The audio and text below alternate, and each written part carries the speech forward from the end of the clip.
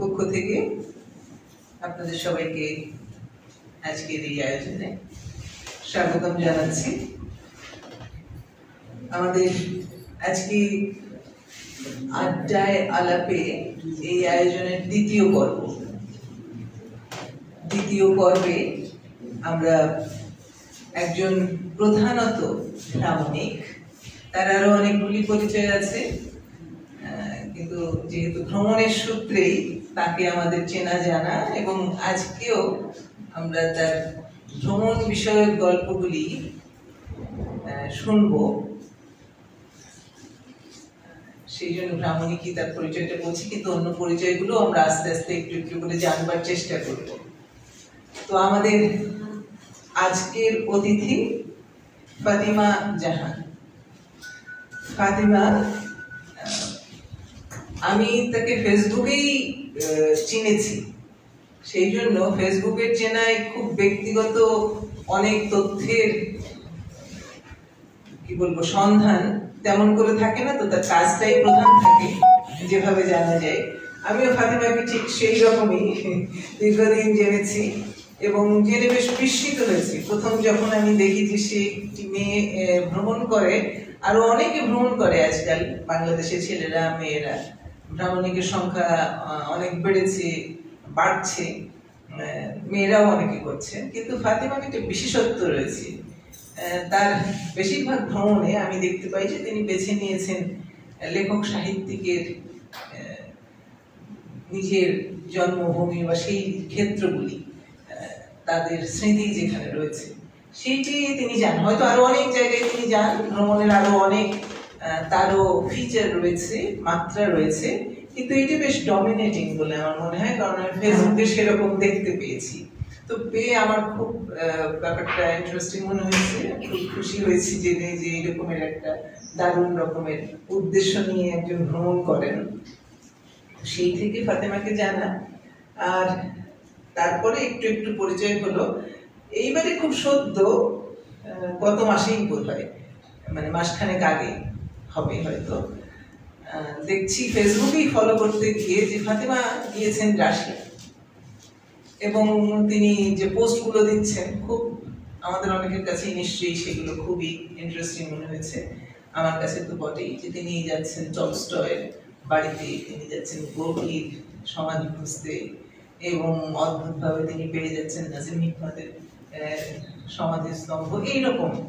তো এগুলো বেশ শিহরণ জায়গায় আমাদের জানতে পেরেও যে আমাদের পরিচিত একজন এইসব জায়গায় গিয়েছেন।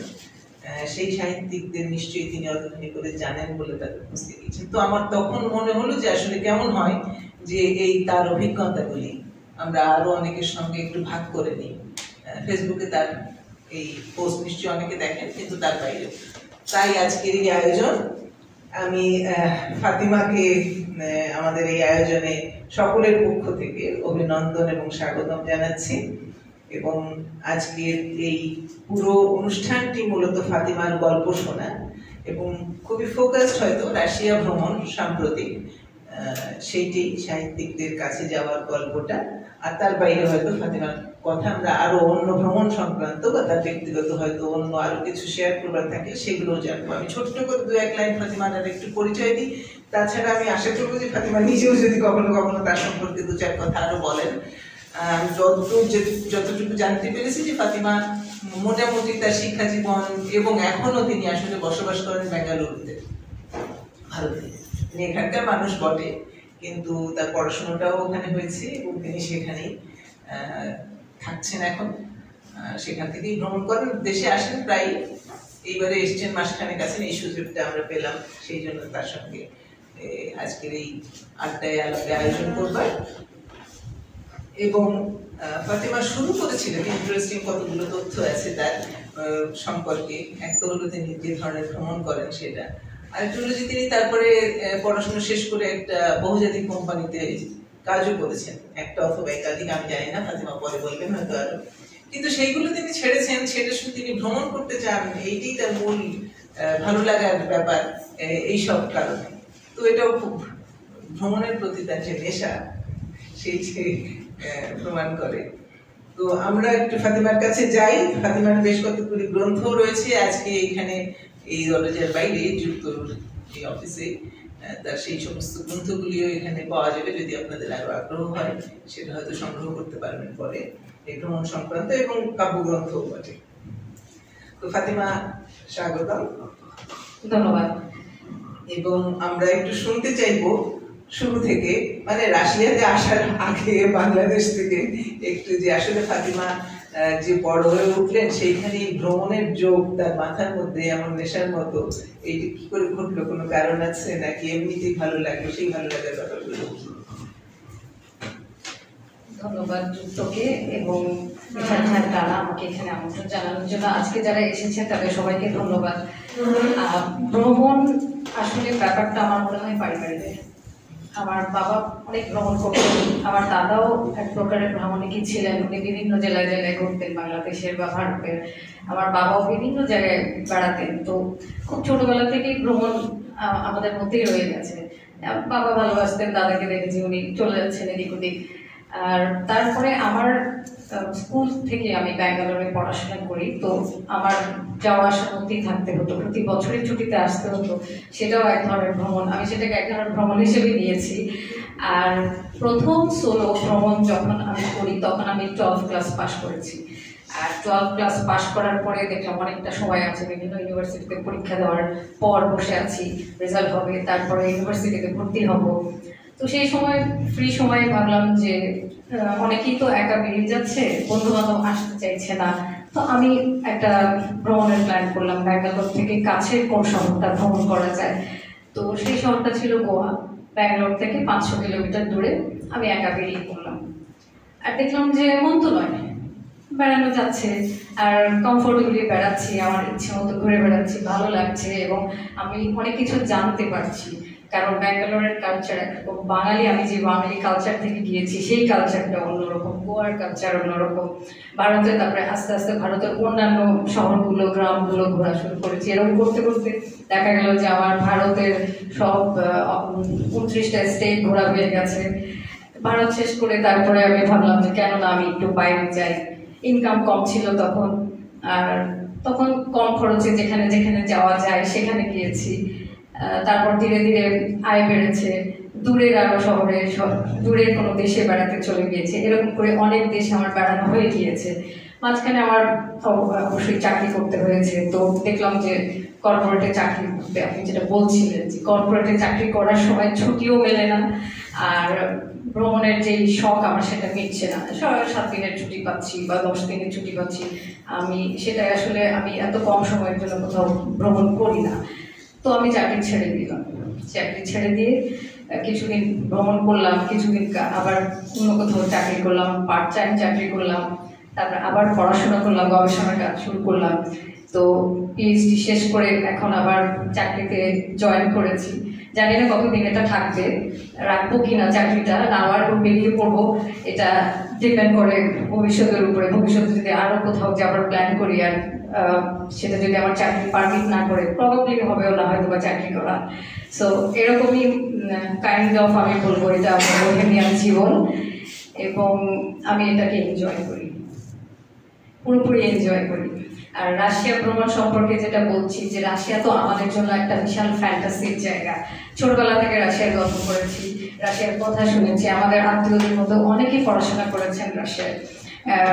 তো সেই 90s যারা পড়েছেন আমাদের শৈশবকালে বা কৈশোরে, তাদের কাছ থেকে রাশিয়ার অনেক গল্প শুনেছি। রাশিয়া একটা এক ধরনের ফ্যান্টাসি।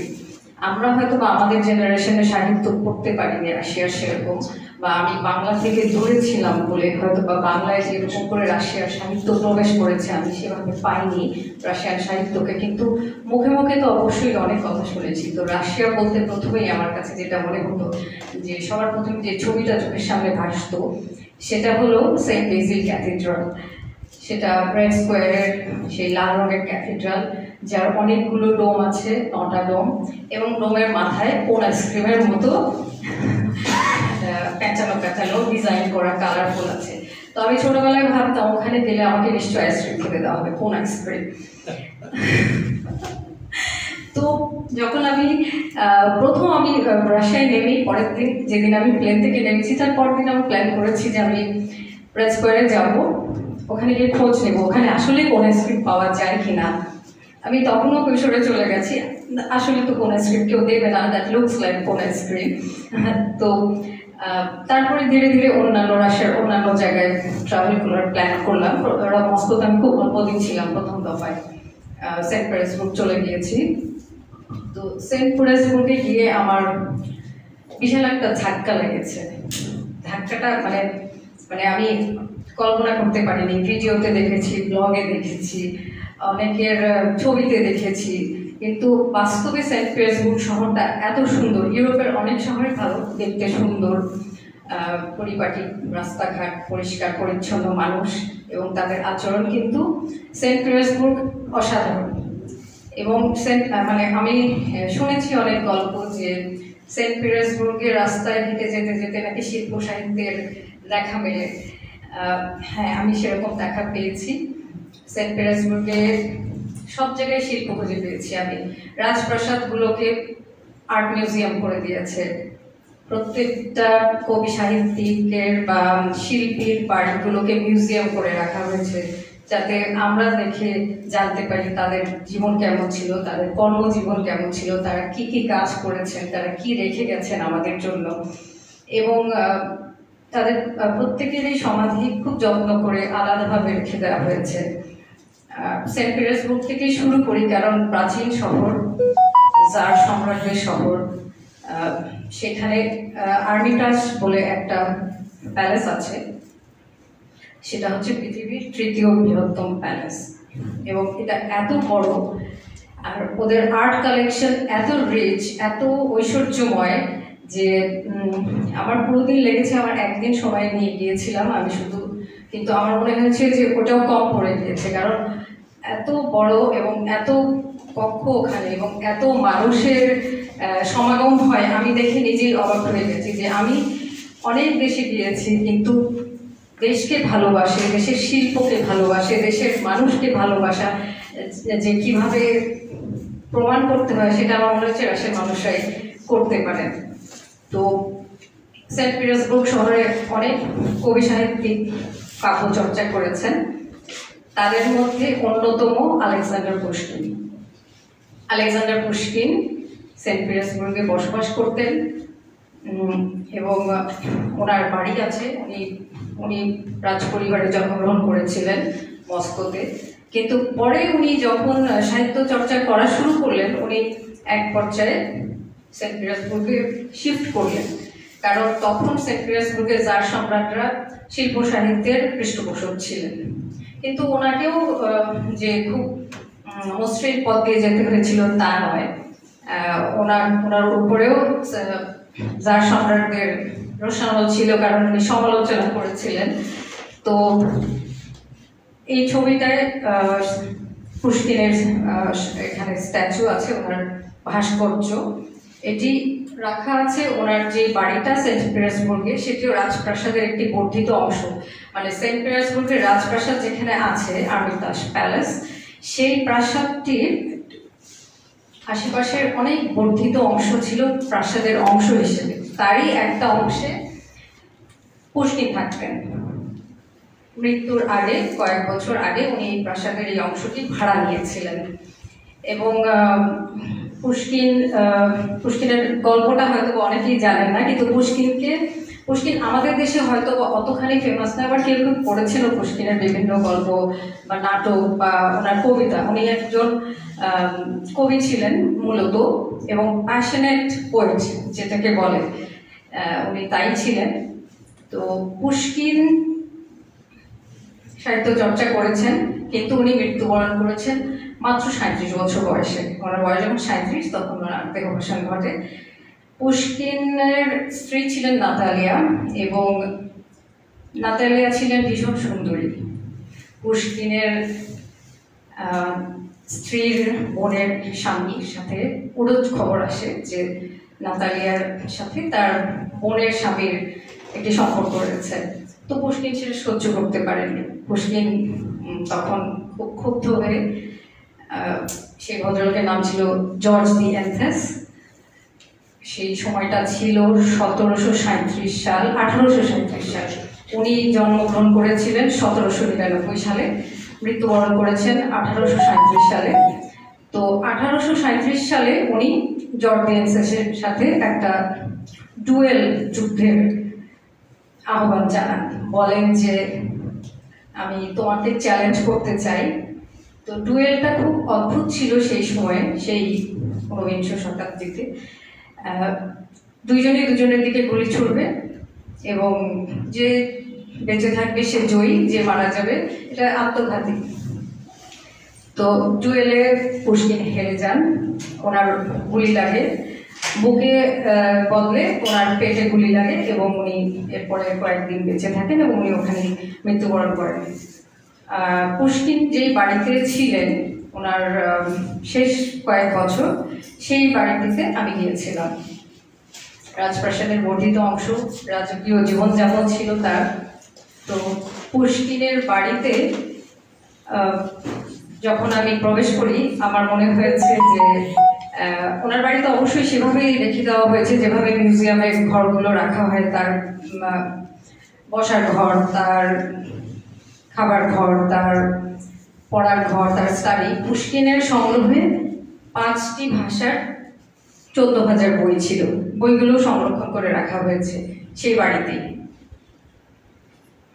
আর পুশকিনের লেখার টেবিল, অবশ্যই উনি আসলে খুব রাজবংশেরই একজন ছিলেন, তো লেখার টেবিলটাও সেরকম রাজবংশের ধারণা বহন করে যে এরকম হয়, এবং খুবই রাজকীয় তার বাড়ি ছিল।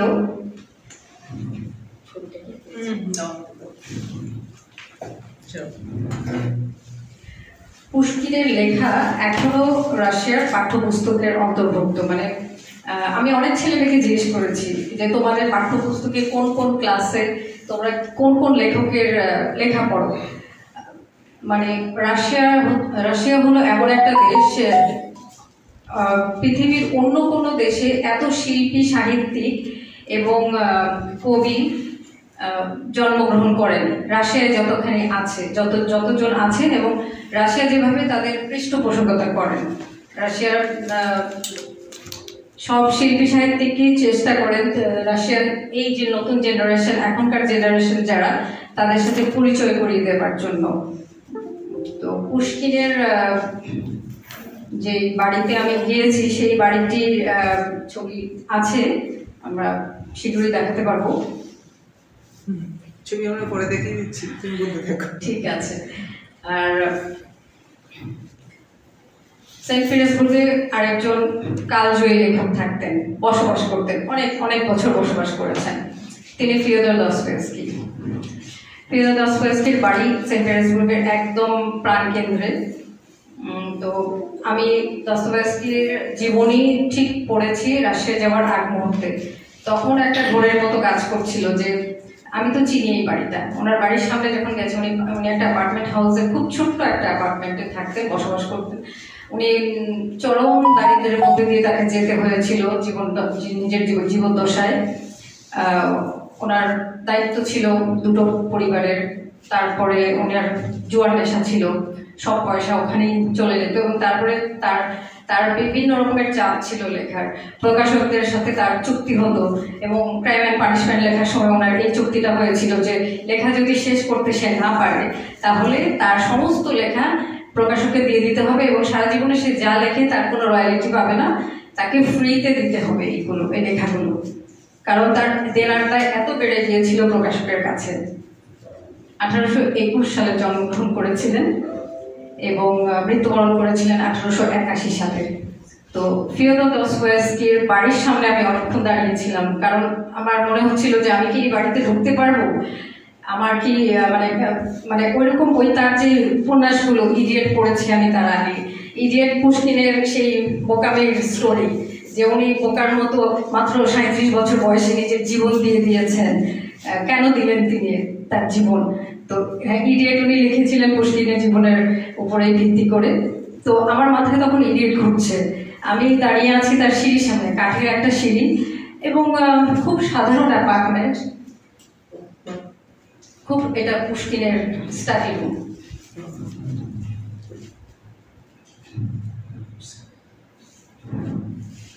এই লাইটটা বন্ধ করে মনে হচ্ছে, হ্যাঁ দুটো বন্ধ করতে হচ্ছে, লাইট হচ্ছে তো ও হারিয়ে যাবে। লেন্সে বললাম হ্যাঁ এটা ঠিক আছে, ছবিটা ভালো আসছে। এটাও পুশকিনের স্টাডি রুম। এই চেয়ারটার পাশে তার ছড়ি রাখা আছে।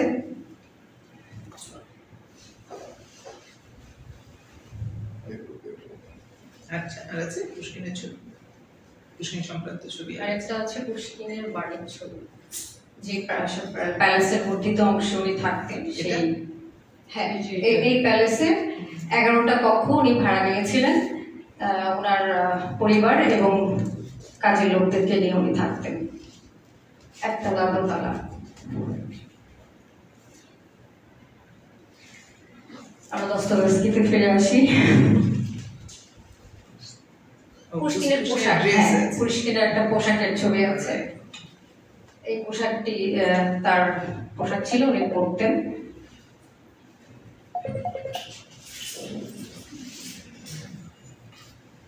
আমরা দস্তয়েভস্কিতে আসি তাহলে। হ্যাঁ, দস্তয়েভস্কির বাড়ি, অ্যাপার্টমেন্ট হাউস একটা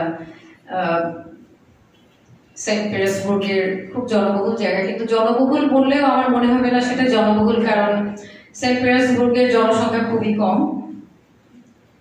আর এটা দস্তয়েভস্কির সমাধি। টিকভিন সেমেট্রি নামে একটা সেমেট্রিতে ওনার সমাধি আছে, যেখানে সেন্ট পিটার্সবুর্গের সার সম্রাটদের কারো কারো সমাধি আছে। তো এইখানে দস্তয়েভস্কি এবং তার স্ত্রী আনা, এই দুজনের সমাধি আছে। দস্তয়েভস্কি কঠিন সমস্যার মধ্যে দিয়ে যেতে হয়েছে, তার আর্থিক সমস্যা, যেটা আমি বলেছি যে তার বলতে গেলে যে সমস্ত পাণ্ডুলিপি তার দিতে হয়েছিল প্রকাশককে, এই বলে যে ক্রাইম অ্যান্ড পানিশমেন্ট লেখার সময় তার কঠিন সময় দিয়েছে। তার প্রায় 70 লেখক সত্তা সব চলেই যাচ্ছিল প্রকাশকের কাছে। এবং উনি যখন জুয়ারি লেখেন, গ্যামলার জুয়ারি যখন লেখেন, তখন ওনার পরিচয় হয় আনার সাথে। আনাকে উনি নিয়োগ দেন স্টেনোগ্রাফার হিসেবে।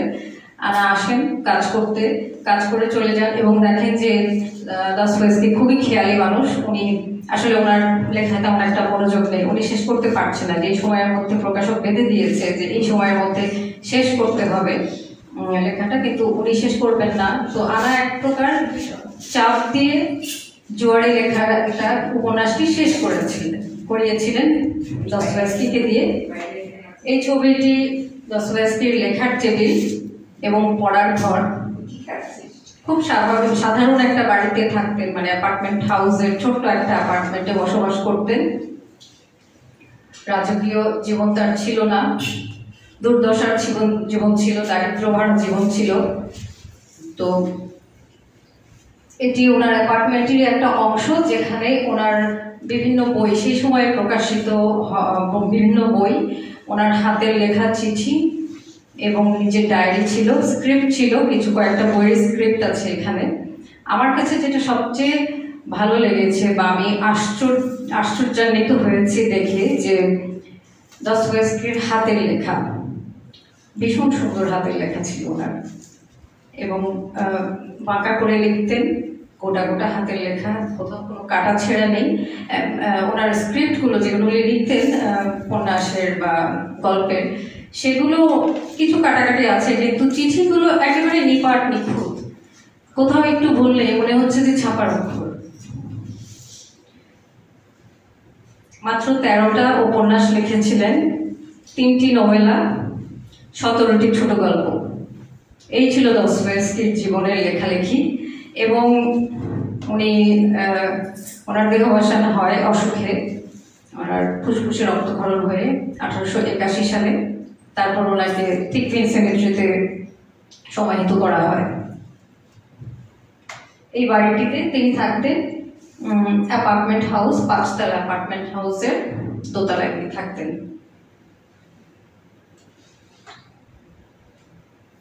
দস্তয়েভস্কি আগে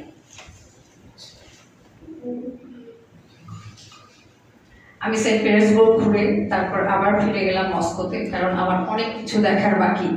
মস্কোতে সেন্ট পিটার্সবার্গে যেরকম শিল্প সাহিত্যের চর্চা হয়েছে, মস্কোতে অনেক অনেক লেখকরা বসবাস করেছেন।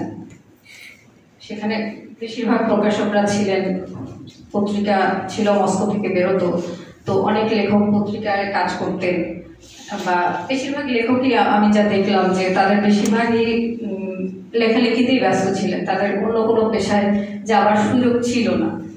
তো মস্কো থেকে একটু দূরে 220 কিলোমিটার দূরে ইয়াসনায়া পলিয়ানা নামের একটা গ্রাম, সেখানে লিও তলস্তয় জন্মগ্রহণ করেছিলেন। ওটা ওনাদের জমিদারি ছিল, লিও তলস্তয়ের এস্টেট ছিল। তো আমি মস্কো থেকে চলে গিয়েছি লিও তলস্তয়ের এস্টেটে। সেই এস্টেটে উনি জীবনের বেশিরভাগ সময় বসবাস করেছেন। জন্মগ্রহণ করেছেন 1828 সালে এবং বেশিরভাগ সময় ওখানেই থাকতেন, লেখালেখি করেছেন। ওনার এস্টেটে অনেক সুন্দর সুন্দর বড় বড় বাড়ি আছে। ওনার পুরো এস্টেটটাই মিউজিয়াম হিসেবে রাখা হয়েছে, মানে পুরো একটা গ্রাম মিউজিয়াম হিসেবে রেখে দেওয়া হয়েছে। এই বাড়িটিতে লিও তলস্তয় বসবাস করতেন পরিবার নিয়ে। এস্টেটে আরও বড় বড় বাড়ি ছিল, কিন্তু উনি খুব সাধারণ একটা বাড়িতে বলে, এটি আমার কাছে খুব সাধারণ লেগেছে, কারণ এস্টেটে আমি আরও বড় আরও রাজকীয় বাড়ি দেখেছি। তো এই বাড়িতে উনি বসবাস করতেন, খাবার ঘর বসার ঘর সবই ছিল। ওনার সরঘরও ওপরতলায় ছিল, কিন্তু লেখালেখির সুবিধার জন্য উনি বেসমেন্টের ঘর একটি ঘরকে বেছে নিয়েছিলেন। তো বেসমেন্ট সাধারণত কিরকম হয়, খুবই স্যাঁতস্যাঁতে অন্ধকার, আলো বাতাস তেমন একটা প্রবেশ করে না, কিন্তু ওনার লেখায় সুবিধা হতো বলে উনি বেসমেন্টের ওই ঘরটিতে উনি লিখতেন। এবং এই যে কক্ষটি দেখছেন, এই কক্ষে বসে উনি লিখেছিলেন ওয়ার অ্যান্ড পিস। ওনার লিখতে 6 থেকে 7 বছর লেগেছিল, কিন্তু ওয়ার অ্যান্ড পিস নিরিবিলিতে বসে লেখার জন্য উনি বেসমেন্টে পাকাপাকিভাবে বসবাস করেছিলেন। আর ওয়ার অ্যান্ড পিসের আগে উনি লিখেছিলেন আনা কারেনিনা, একই বেসমেন্টে বসে। তো খুব গুরুত্বপূর্ণ আমার জন্য মনে হয় যে এই কক্ষটি। ওপরে ওনার পড়ার লেখার টেবিল ছিল, যেটাকে পরে উনি নিচে নামিয়ে এনেছিলেন নিজের লেখালেখির সুবিধার জন্য। আর লিও তলস্তয় শেষের দিকে, জীবনের শেষের দিকে আধ্যাত্মিকতায় ঝুঁকেছিলেন। এটি তার লেখার টেবিল। তো উনি খুব সাধারণ জীবনযাপন করতেন তখন। 1910 সালে উনি যখন ভ্রমণ করছিলেন কনকনে শীতের সময়, আস্তাপহ রেলওয়ে স্টেশনে ওনার দেহাবসান ঘটে এবং আস্তাপহ থেকে ওনাকে নিয়ে আসা হয় ইয়াসনায়া পলিয়ানায়। ইয়াসনায়া পলিয়ানায় তাকে সমাহিত করা হয়। উনি যাবার আগে বলে গিয়েছিলেন যেন ওনার সমাধিতে কোনো ফলক না থাকে, ওনার সমাধি যেন বাঁধানো না হয়। তো ওনার সমাধিটি খুবই সাধারণ, ইয়াসনায়া পলিয়ানা স্টেটের ভিতরেই, অনেকখানি জঙ্গলের ভিতরে, পুরো সবুজ চারিদিকে এবং অনেক দূরে, লোকালয় থেকে অনেক দূরে সাধারণ একটি সমাধি। ওনার সমাধি থেকে বোঝার উপায় নেই যে এটি কোনো বিখ্যাত ব্যক্তির সমাধি। এটি দেখেই মনে হয় যে খুব সাধারণ গ্রামের কোনো একজন মানুষের নামহীন ফলকহীন একটি সাধারণ সমাধি। আছে না এখানে সমাধি ছবিটা প্রবলেম নেই।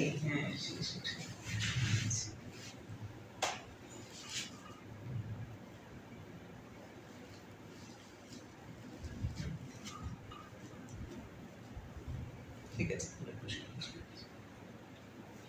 আমি আবার ফিরে আসি মস্কোতে।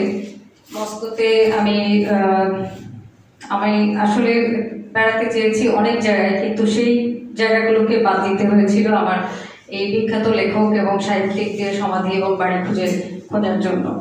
তো আলেক্সাইকে তো মনে হয় সবাই চেনেন। আলেক্সাই মক্সিমোভিচ পেশকভ। ওনার আরেকটা নাম আছে, ইয়েস, একদম রাইট, ঠিক বলেছেন। তো ওনার জীবনে ভীষণ দুর্দশা ছিল। 11 বছর বয়সে বাবা মা দুজনকেই হারান, এবং হারিয়ে উনি দিদিমার কাছে যান, কিন্তু 12 বছর বয়সে উনি পালিয়ে যান বাড়ি থেকে। পালিয়ে গিয়ে নিজের মতো জীবনযাপন করা শুরু করেন। উনি মুচির কাজ করেছেন, উনি জাহাজে বাসন ধোয়ার কাজ করেছেন, সৈনিকদের বাসন ধোয়ার কাজ করেছিলেন। তো ওই সময়ে উনি ওই কাজ করতে করতে ওনার হাতে একটা বই আসে, পুশকিনের লেখা বই, এবং উনি সেটি পড়েন। পড়ে ওনার মনে হয় যে উনিও লিখবেন কিছু। তখন থেকে ওনার লেখা শুরু হয়, সেই কিশোর বয়স থেকে উনি লেখা শুরু করেন, এবং কয়েকবার উনি আত্মহত্যা করার চেষ্টা করেন। একবার উনি সেরকম প্রায় মৃত্যুর মুখ থেকে ফিরে আসার পর উনি ওনার নিজের নাম বদলে দিয়ে নাম রাখেন ম্যাক্সিম গোর্কি। ম্যাক্সিম গোর্কির বাড়ি মস্কোতে। শেষ জীবনে উনি যেখানে ছিলেন, শেষ 10 বছরের মতো, সেই বাড়িটাতে আমি গিয়েছিলাম। তো ম্যাক্সিম গোর্কির বাড়িটি আসলে স্ট্যালিন ওনাকে বরাদ্দ করেছিলেন। বাড়িটি জমিদার বাড়ির মতোই বিশাল, রাজকীয়। বাড়ির সিঁড়িটি দেখা যাচ্ছে এখানে, শ্বেত পাথরের সিঁড়ি, এবং ডিজাইন একটা কচ্ছপের পিঠের ডিজাইন আছে এখানে, ওটা একটা ল্যাম্প। ম্যাক্সিম গোর্কি যখন মারা যান, উনি মারা যাওয়ার আগে কয়েক বছর ওনাকে গৃহবন্দী করে রাখা হয়েছিল। তো অনেকেই বলে থাকেন যে ম্যাক্সিম গোর্কিকে স্লো পয়জন করা হয়েছিল। সত্যতা আসলে আমরা কেউ জানি না, কিন্তু ওনার সমাধি যখন আমি খুঁজতে যাই, আমি ওনার সমাধি খুঁজে পাচ্ছিলাম না। তো সেটা ওনার সমাধি ক্রেমলিন ওয়ালের ওখানেই আছে, আমি জানি। তো যেদিন আমি লেনিন সমাধি দেখতে গিয়ে, মানে ওনার মজলিয়াম আছে, লেনিন মজলিয়াম, তো মজলিয়াম হয়ে সবাইকে ক্রেমলিন ওয়ালে যেতে হয়। তো ক্রেমলিন ওয়ালে গিয়ে আমি ওনার সমাধি খুঁজে পাইনি, কারণ আমি রাশিয়ান ভাষা পড়তে জানি না। সারি সারি ছোট ছোট ওয়ালে ছোট ছোট করে পাশাপাশি নাম লেখা আছে, শুধু ওয়ালের উপরে নাম লেখা, নিচে একটা ছোট্ট ফুল, প্লাস্টিকের ফুল রাখা। তো এটা দিয়ে বুঝে নিতে হবে যে ওখানেই আছেন উনি। তো আমি একজনকে জিজ্ঞেস করলাম, ওখানে কর্তব্যরত আর্মি অফিসারকে জিজ্ঞেস করলাম যে আমি তো আসলে রাশিয়ান ভাষা পড়তে জানি না, তুমি কি আমাকে দেখিয়ে দেবে কোনটি ম্যাক্সিম গোর্কির সমাধি? তো অনেকগুলোর মধ্যে, ভিড়ের মধ্যে আমাকে একটা নাম দেখিয়ে বললো এইটি ম্যাক্সিম গোর্কির সমাধি। তো ওখানে আরো অনেক বিখ্যাত ব্যক্তিরা আছেন, যেমন কমরেড ক্রুপস্কায়া, লেনিনের স্ত্রী, ইউরি গ্যাগারিন আছেন, আরো অনেক কবি সাহিত্যিক এবং রাজনৈতিক ব্যক্তিত্ব আছেন। মানে এক প্রকার আমার মনে হয়েছে অবহেলায় তাদেরকে এখানে সমাহিত করা হয়েছে। ছোট্ট একটা নাম ফলক, আর কোনো কিছুই নেই, নাম নিশানা কিছুই নেই। অত ছোট একটা জায়গায় সারি সারি সখানেক লোকের সমাধি, এটা আমার কাছে খুব দুঃখজনক বলে মনে হয়েছে। ম্যাক্সিম গোর্কি জীবনে 2 বার নির্বাসিত হয়েছিলেন রাশিয়া থেকে, এবং 2 বার পরে যখন সুবিধাজনক ছিল তার জন্য পরিবেশ, উনি ফিরে এসেছিলেন। কিন্তু ওনার সমাধিটা আমার মনে হয়েছে যে সবচেয়ে অবহেলায় ওনাকে সমাহিত করা হয়েছে। আর সবচেয়ে উল্লেখযোগ্য আমার কাছে মনে হয়েছে রাশিয়ার সবচেয়ে উল্লেখযোগ্য যে সিমেট্রি, সেটা হলো নবদ্বীপী সিমেট্রি। ওখানে রাশিয়ার অনেক বিখ্যাত ব্যক্তি এবং কবি সাহিত্যিকদের সমাহিত করা হয়েছে। তার মধ্যে অন্যতম হলেন নিকোলাই গোগোল। নিকোলাই গোগোল জন্মগ্রহণ করেছিলেন ইউক্রেনে। ইউক্রেনের ভাষায় উনি লেখালেখি করতেন, এবং উনি পুশকিনের ভালো বন্ধু ছিলেন, পাগলাটে ছিলেন। তো সেই কারণে কবিতা লেখার পর একবার সেই কবিতার বই উনি সেন্ট পিটার্সবুর্গের বড় বিখ্যাত কবিদের কাছে পাঠিয়েছিলেন, এবং সেই তার কবিতাকে নাকচ করে দেয়, এবং উনি রাগের দুঃখে কবিতার প্রত্যেকটি বই পুড়িয়ে ফেলেন। ওনার বিখ্যাত উপন্যাস ডেড সোলস, তারাস বুলবা। তো ডেড সোলস উনি যখন প্রথম পর্ব লিখে ফেলেন, দ্বিতীয় পর্ব যখন উনি লেখেন তখন উনি মনে মনে হতে থাকে ওনার যে ওনার লেখা আসলে কিছুই নয়, উনি লিখতে জানেন না, ওনার সাহিত্য কিছু হয় না। তো উনি তারা স্কুলটা লেখার পরে উনি ডেড সোলস লেখেন। ডেড সোলসের দ্বিতীয় খণ্ডটি লেখার পরপর উনি সেটিকে পুড়িয়ে দেন। তারপরে ওনার মনেই হতে থাকে যে জীবন বৃথা, উনি অনশন শুরু করেন। 9 দিন অনশনে থাকার পর উনি মৃত্যুবরণ করেন। মস্কোতে ওনার সমাধি, এই সমাধিটি নিকোলাই গোগলের, মস্কোতে উনি ঘুমিয়ে আছেন।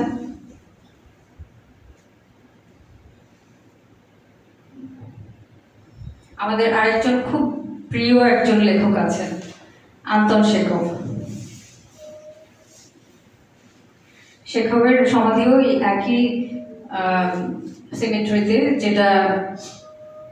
যেখানে গোগল আছেন, এবং উনি আসলে ওনার মৃত্যু হয়েছিল জার্মানিতে। জার্মানি থেকে ওনাকে এখানে আনা হয় এবং ওনাকে এখানে সমাহিত করা হয়। আমি চেখভের বাড়িতে গিয়েছি, উনি শেষের দিকে যে বাড়িতে ছিলেন মস্কোতে। উনি পেশায় ডাক্তার ছিলেন এবং খুব জনপ্রিয় ডাক্তার ছিলেন রোগীদের কাছে। বিনামূল্যে উনি চিকিৎসা করতেন এবং চর্চাও করতেন। তো চিকিৎসা করার সময় রোগীর যক্ষা ছিল, সেই রোগী থেকে যক্ষা তার কাছে চলে আসে এবং মাত্র 44 বছর বয়সে উনি মৃত্যুবরণ করেন যক্ষায়। অনেক চিকিৎসা করা হয় কিন্তু ওনার আসলে চিকিৎসায় কোনো লাভ হয়নি। উনিও আরেকজন দরিদ্র কবি ছিলেন এবং লেখক ছিলেন, কারণ ওনার অ্যাপার্টমেন্টও ভীষণ সাধারণ ছিল।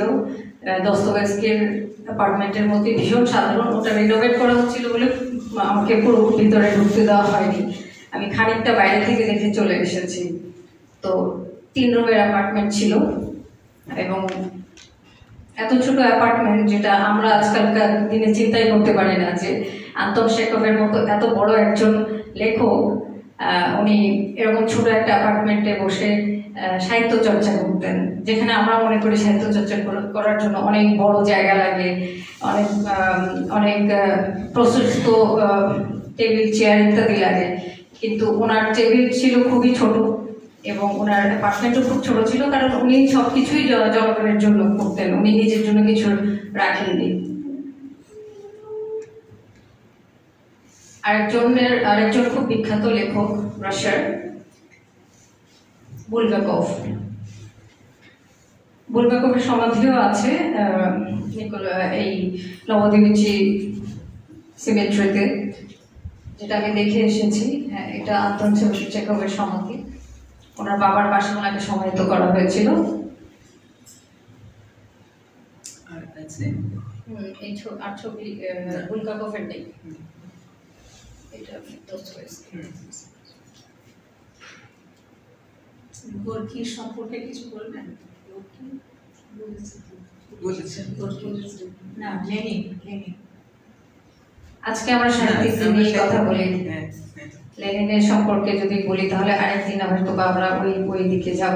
লেনিন সম্পর্কে ছোট্ট জানতে চাচ্ছেন যখন বলি যে ওনার দেহ মমি করে রাখা হয়েছে রেড স্কোয়ারে, ক্রেমলিনের পাশে। মমি আমি দেখে এসেছি, যেরকম চায়নায় আছে মাউজোলিয়ামের, চায়নাটাও আমি দেখেছি। তো একই রকম ভাবে ওনাকেও মমি করে রাখা হয়েছে এবং দেখলেই মনে হয় যে উনি ঘুমিয়ে আছেন। উনি যে বহু বছর আগে গত হয়েছেন, ওনার দেহ দেখলে বোঝা যায় না। কাজের ঘরের ভিতরে এরকম শীতাতপ নিয়ন্ত্রিত অবস্থায় ওনাকে মমি করে রাখা হয়েছে লেনিনকে। এবং স্টালিনের সমাধিও পাশে, ওই ম্যাক্সিম গোর্কির যেখানে সমাধি, ওখানেই স্টালিনকে সমাহিত করা হয়েছে।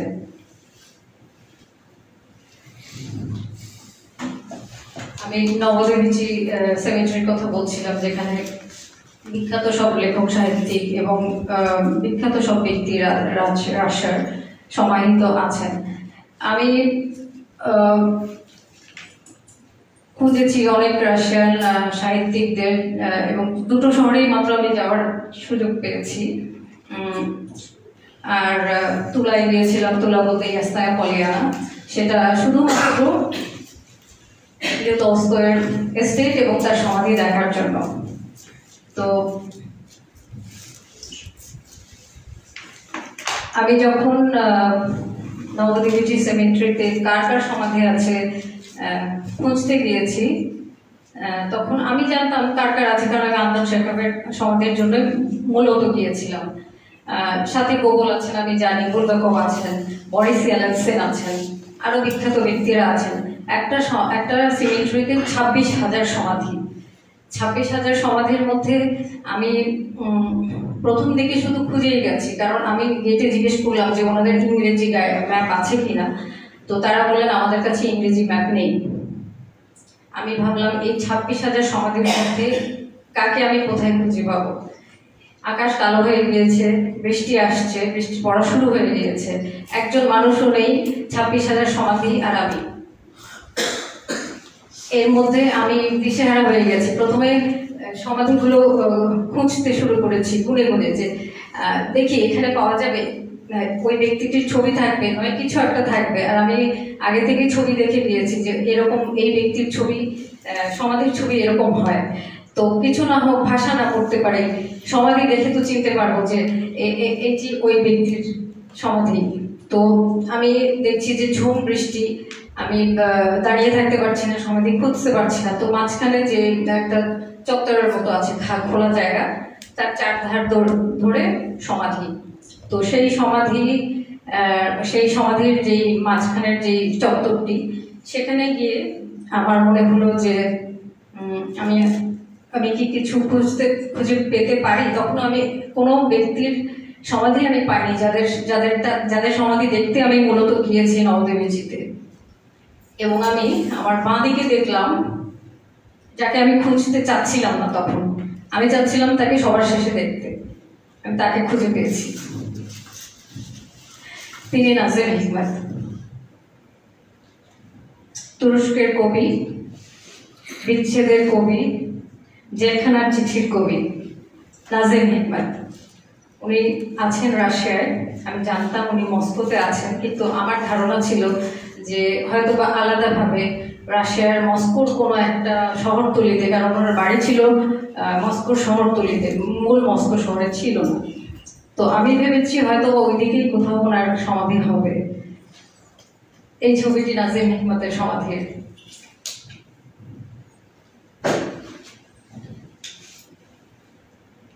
তুরস্কে জন্ম নাজিম হিকমতের, তুরস্কে জন্ম নয়, সরি, ওনার জন্ম গ্রিসে জন্ম, মেসিডোনিয়া পার্টি। এবং ওনার বাবা তুরস্কের ছিলেন, ওনার মা ছিলেন জার্মান।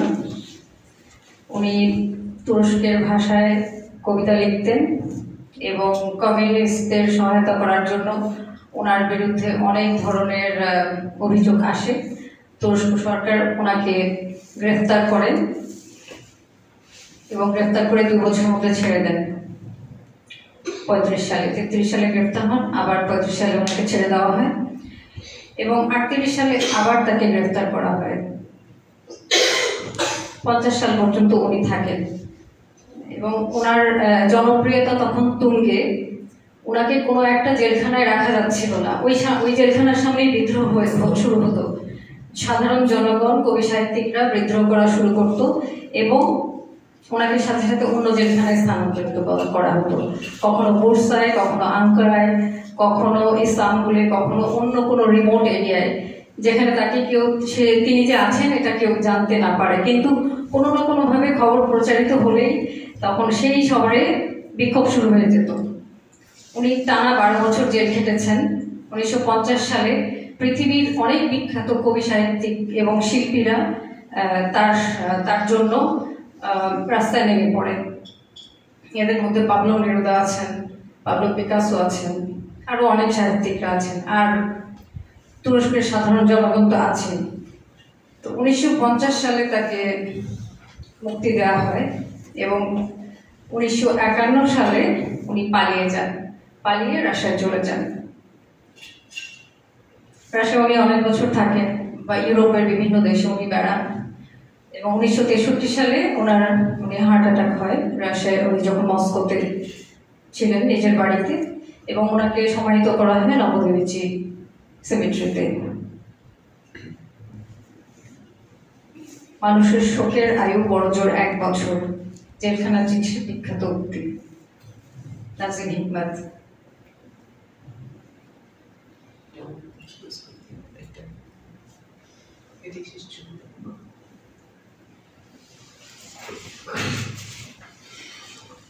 খুব অল্প সময় ছিল আমার রাশিয়া ভ্রমণ এবারে, আমি অন্যবারের মতো দীর্ঘ করতে পারিনি। আর চেষ্টা করেছি বিখ্যাত সব ব্যক্তিদের বাড়িতে যাবার এবং তাদের কর্মক্ষেত্র দেখার। তুলায় আমি আন্তঃশেখাবের হসপিটাল দেখে এসেছি যেখানে উনি কাজ করতেন। আর চেষ্টা করেছি পথে পথে ঘুরতে, যেখান দিয়ে কবি সাহিত্যিকরা চলাফেরা করতেন। অল্প সময়ের মধ্যে আসলে এর চেয়ে বেশি দেখা আমার পক্ষে সম্ভব ছিল না। এখন কারো কোনো প্রশ্ন থাকলে আমাকে জিজ্ঞেস করতে পারেন রাশিয়া সম্পর্কে, বা আমার যে এই ভ্রমণ, রাশিয়ার ভ্রমণ, সে সম্পর্কে কোনো প্রশ্ন থাকলে জিজ্ঞেস করতে পারেন। অনেক অনেক অনেক ধন্যবাদ। আমরা একটা তালি দিয়ে কি বলবো, এই যে কেউ নিশ্চয়ই এইরকম যে ভ্রমণকে ঈর্ষা করবে, যার এই সব জায়গায় যাওয়ার সুযোগ ঘটেছে, কিন্তু এই সুযোগ তো আর আকাশ থেকে পড়েনি, তিনি তৈরি করেছেন।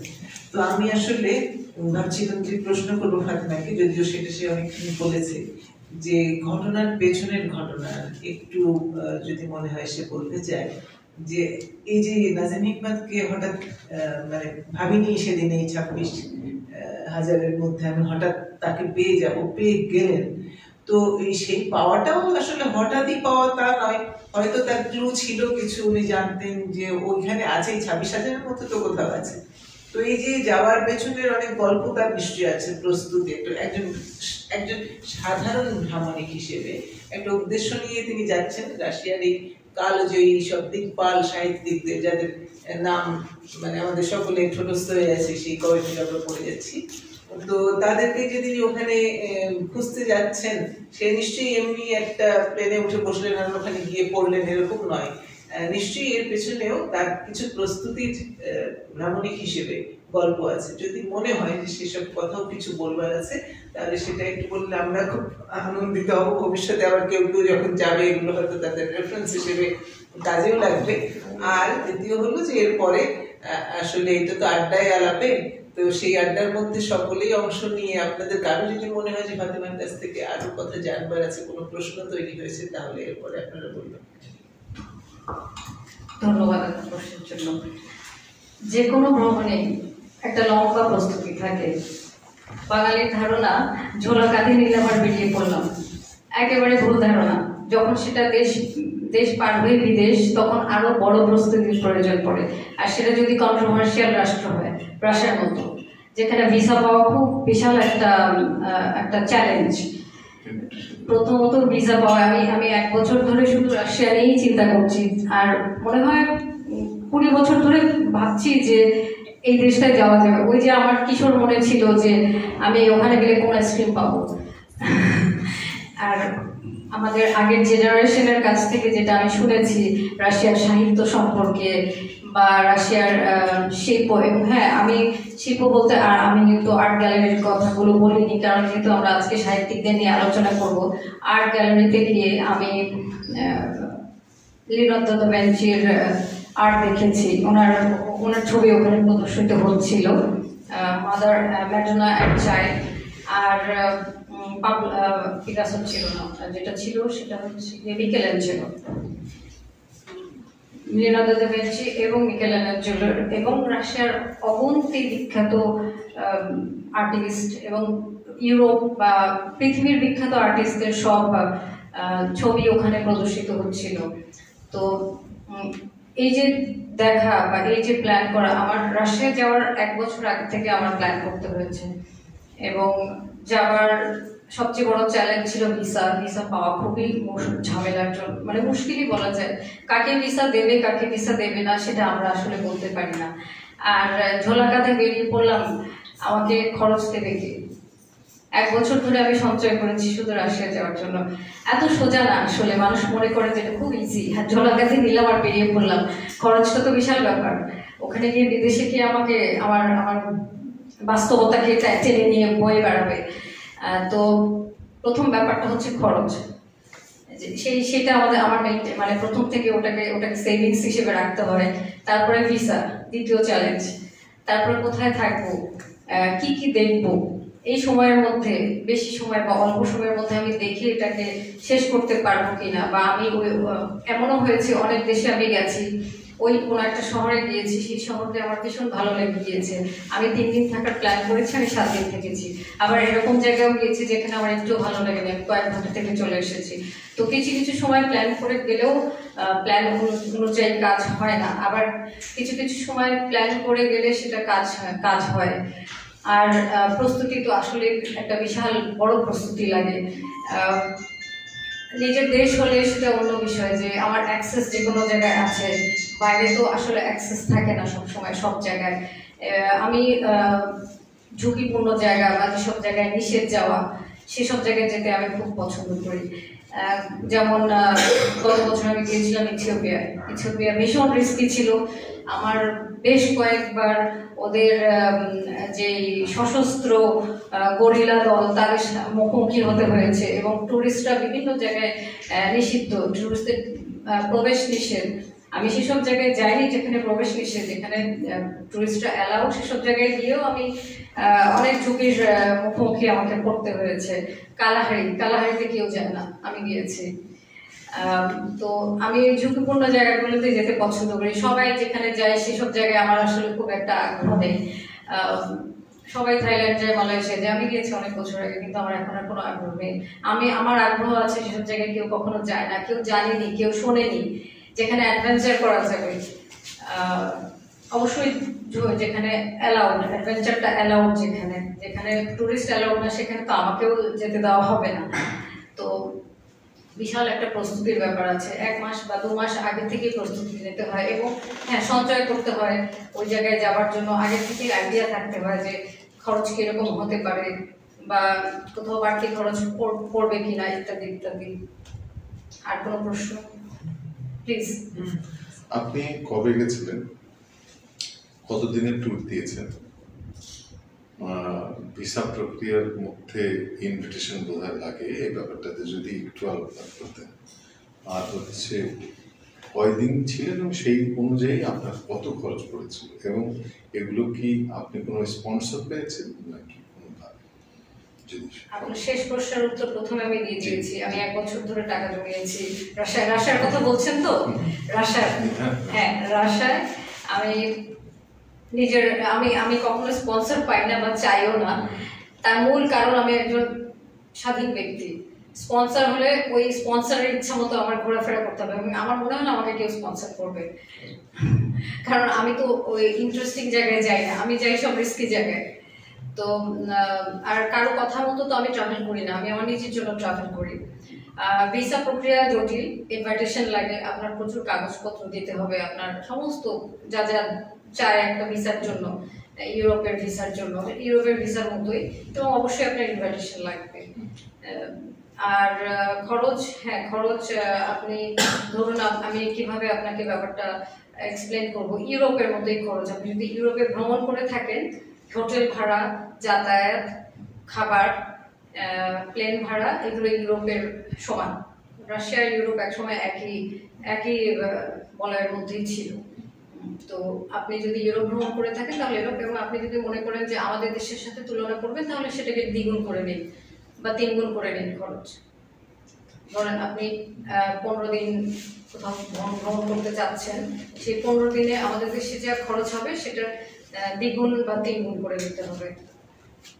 5 ঘন্টার রাস্তা ছিল সেন্ট পিটার্সবুর্গ থেকে মস্কো, আমাকে খরচ করতে হয়েছে 6000 রুবল। 6000 রুবল মানে বাংলাদেশি 9000 টাকা। কোন সময়টা সবচেয়ে ভালো, আপনি যে সমস্ত জায়গাগুলোতে গেছেন ওই সমস্ত জায়গা? রাশিয়ার কথা বলছি। রাশিয়া এখন আপনি যদি বরফ পছন্দ করেন তাহলে আপনাকে শীতকালে যেতে হবে। শীতকালে অনেক কিছু আছে দেখার। আর আমি সামার প্রেফার করি, ইউরোপের সামার আমি প্রেফার করি, কারণ তখন ভালো মতো ঘোরা যায়। তো আমি কেউ যদি যেতে চায় আমি বলবো জুন জুলাই মাসে যেতে। জুন জুলাই সর্বোচ্চ অগস্টে পরে ঠান্ডা পড়ে যায়।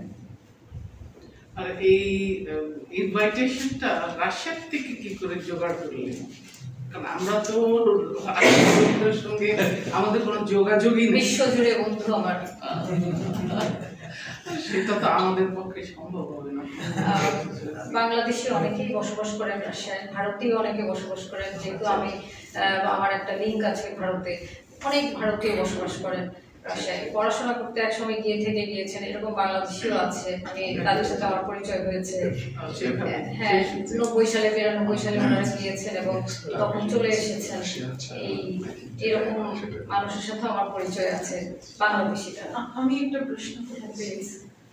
ধরেন আমরা যারা সাধারণত ইচ্ছা করে যে একটু মালাকাইটের ছাপের দেশে একটু চলে যাই, সেক্ষেত্রে কি আপনি আমাদেরকে দলগতভাবে বা কয়েকজন মিলে যদি আপনার কাছে আমরা আবদার করি যে আপনি আমাদের নিয়ে চলেন, সেরকম কি সম্ভব কিনা? অবশ্যই সম্ভব। আমার সময়ের সাথে আপনাদের সময় ম্যাচ করতে হবে। আপনারা যে সময় যেতে চাইছেন সে সময় যদি আমার ছুটি থাকে এবং আমার যদি সেভিংস থাকে, সেরকম পকেটটা তো ভারী থাকতে হবে। সেক্ষেত্রে আমাদেরকে কতদিন আগে আপনার সাথে যোগাযোগ করলে ভালো হয়? কম করে 6 মাস আগে। আর কোনো প্রশ্ন? যদি আবার অনুমতি পাই তো আরেকটি প্রশ্ন করতে চাই। ম্যাক্সিম গোর্কির কথা, গোর্কির কথা যতদূর জানি সেন্ট্রাল এশিয়ার দেশগুলোতে গোর্কিকে প্রায় ভুলেই গিয়েছে। আমি কাজাখস্তানের কথা বলছি, উজবেকিস্তানের কথা বলছি, এখানে গোর্কিকে কেউ চেনে না এখন বলতে বোঝাচ্ছে আমি ইউএসএসআর ভেঙে যাওয়ার পরে যে বাস্তবতা, রাজনৈতিক বাস্তবতার কথা, সেটি আপনার অভিজ্ঞতা কি বলে? রাশিয়া কি মনে রেখেছে? রাশিয়া গোর্কিকে কতটুকু মনে রেখেছে? 1905 সালের দ্য মাদারের গোর্কির কথা বলছি। সমগ্র রাশিয়া গোর্কিকে মনে রেখেছে, তার সব সাহিত্য প্রেমী সন্তান গোর্কিকে মনে রেখেছে। গোর্কির লেখা স্কুলের পাঠ্যপুস্তকে অন্তর্ভুক্ত। এবং আমি যখন গোর্কি হাউস যাই, মানে গোর্কির যে বাড়ি মস্কোতে, আমি দেখেছি মা এসেছে তার সন্তান নিয়ে গোর্কির বাড়িটি দেখার জন্য, আরো অনেকে এসেছে, মানে কারণ ওই মা এবং সন্তানের সাথে আমার আলাপ হয়েছিল। ভদ্রমহিলা একজন সাংবাদিক রাশিয়ার, আর তার মেয়েটি ইউনিভার্সিটিতে পড়ে, তো ওদের সাথে আমার আলাপ হয়েছে। সেই সূত্র ধরে আমি ওদের সাথে বেশ কিছুক্ষণ কথা বলেছি, জিজ্ঞেস করেছি তোমরা কেন এসেছো। মেয়েটি বললো আমি তো স্কুলে পড়েছি ওনার লেখা, আর তারা সেই কাজান শহর থেকে এসছে, মানে তারা মস্কোরও নয়, তারা অন্য একটা বেশ দূরের একটা শহর, 5 ঘন্টার পথ, সেই শহর থেকে এসছে। তো দূর দূরান্ত থেকে, ইভেন দস্তয়েভস্কি সমাধিতেও যখন আমি গিয়েছি দেখেছি যে 10 মিনিটে কম করে হলেও 15-20 জন এসছে এবং তাদের মধ্যে 2-4 জন তো ফুল নিয়ে এসছে। মানে মানুষ, আমি কোনো সাহিত্যিকের সমাধি বা কোনো সাহিত্যিকের বাড়ি শূন্য দেখিনি। মাঝে মাঝে এত ভিড় দেখেছি যে আমার দাঁড়ানোর জায়গা আমি পাইনি। এবং সবাই রাশিয়ান, কারণ রাশিয়ায় এখন বিদেশি টুরিস্ট যাওয়া একটু একটু নিষেধ আছে, কিছু রেস্ট্রিকশনস আছে, তো সেই কারণে শুধু রাশিয়ান টুরিস্ট। এবং তারা ছুটির দিন বা এসবের জন্য তারা অপেক্ষা করে নেই, তারা যাচ্ছে এবং মানে ভিড় আছে প্রত্যেকটি বাড়িতে, প্রত্যেকটি সমাধিতে ভিড় আছে। ওই বৃষ্টি, যখন আমি নবদ্বীপে গিয়েছি বৃষ্টি হচ্ছে, বৃষ্টি ভেদ করেই দেখি দলের পর দল আসছে গেছে। তো তারা এইভাবে স্মরণ করে তাদের সাহিত্যিকদের, তাদের যে দেশের সম্পদ, তাদেরকে। শিক্ষণীয় বিষয় এটা। ধন্যবাদ। তাহলে কি দাঁড়াচ্ছে, মানে যারা সেন্ট্রাল এশিয়াতে এলো তাদের উপর এশিয়ানদের প্রভাব পড়ে গেল, তাদের নিজেদের প্রভাব আছে নিজেদের উপরে। তারা নিজেরাও তো আর্ট অ্যান্ড কালচারে খুব সমৃদ্ধ, যদিও তারা এখন সেন্ট্রাল এশিয়ায় গিয়ে আমি যেটা দেখেছি যে তারা এখন আসলে সাহিত্য চর্চা করে না, কিন্তু আর্ট চর্চা আছে, হয়তো বা বাণিজ্যিকীকরণের কারণে যেই তারা টুরিস্ট দেখে, সো আর্ট অ্যান্ড কালচার তাদেরকে ওটা প্রবাহমান রাখতে হয়, কারণ এটা তাদের ব্যবসা হয়ে গেছে। কিন্তু সাহিত্যের দিকে তাদের ঝোঁক খুব কম এখন সেন্ট্রাল এশিয়ায়। তাদের নিজেদের কালচার আছে, তাদের নিজেদের সঙ্গীত আছে, তাদের নিজেদের আলাদা ভাষা আছে। প্রত্যেকটা দেশে, কাজাখস্তান, উজবেকিস্তান, আজারবাইজান, এই সমস্ত দেশে ওদের নিজেদের ভাষা আছে, নিজেদের সাহিত্য আছে। তাজিকিস্তান আলাদা সাহিত্য আছে তাদের। তো সেই কারণে তারা সাহিত্য চর্চা করলেও মানে আমাদের মতো ব্যাপারটা হয়ে গেছে যে নিজেদের মধ্যে সীমাবদ্ধ এবং আস্তে আস্তে সেটা বিলীন হয়ে যাচ্ছে। কোন মাসে গেছিলেন? সরি, কোন মাসে গেছিলেন? কোথায়? রাশিয়ায়? রাশিয়াতে। রাশিয়ায় আমি গিয়েছি অগস্ট মাসে। ওখানে গিয়ে কোনো লাইভ শো দেখেছেন? ব্যালে আমার দেখার আগ্রহ ছিল না, আমার নাটক দেখার আগ্রহ ছিল, কারণ শেখবের অনেকগুলো নাটক প্রদর্শিত হয় বা কর্কির নাটক প্রদর্শিত হয়, গোগলের নাটক প্রদর্শিত হয়। আনফর্চুনেটলি আমি যেদিন ফ্রি ছিলাম বা আমি যে সময় মস্কোতে ছিলাম, মস্কোতে তো ইয়েতেও হয়, সেন্ট পিটার্সবার্গে হয়, কিন্তু আমি খুব অল্প সময়ের ভিসা পেয়েছিলাম। সেই অল্প সময়ের ভিসার মধ্যে আমার অনেক কিছু দেখে শেষ করতে হয়েছে। যে আমার মানে সকালে দেখা গেল এক জায়গায় গেছি, দুপুরে আরেক জায়গায়, বিকেলে আরেক জায়গায়। তো শো দেখার মতো আমার আসলে সময় হয়নি। আর একজন বিখ্যাত ব্যক্তির শো হয়তো বা মাসে একটা বা দুটো, এবং সেই টিকিটগুলো বলতে গেলে দুষ্প্রাপ্য হয়। আমি সেই টিকিটের পিছনে আসলে ঘুরিনি। পরের বারে যদি যাই হয়তো বা সময় করে আগে থেকে টিকিট বুক করে রাশিয়ায় যেসব বন্ধু বান্ধব হয়েছে তাদেরকে বলে করে, কারণ এই ভ্রমণটা সম্পূর্ণ ছিল আমার অন্য উদ্দেশ্যে, শুধুমাত্র সাহিত্যিকদের কর্মস্থল, তাদের বাড়ি এবং তাদের সমাজ দেখা। নিকোলাই অস্ট্রোভস্কি, ওনার সমাধি কি আপনি দেখতে পেরেছিলেন? না, আমি যেসব জায়গায় গিয়েছি ওনার সমাধি ওখানে ছিল না। আমি একটু খুঁজলাম, যেটা হচ্ছে উনি ইউক্রেনের জন্ম, মস্কোতে মৃত্যুবরণ করেছেন। কিন্তু ওনার সমাধি কোথায়? মানে সেটাই আমি আপনাকে, আমি যেসব জায়গায় গিয়েছি ওখানে ওনাকে পাইনি।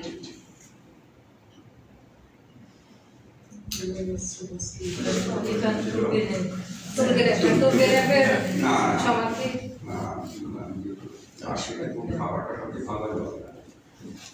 আর হচ্ছে যে রাশিয়ান খাবার, রাশিয়ান স্যুপ,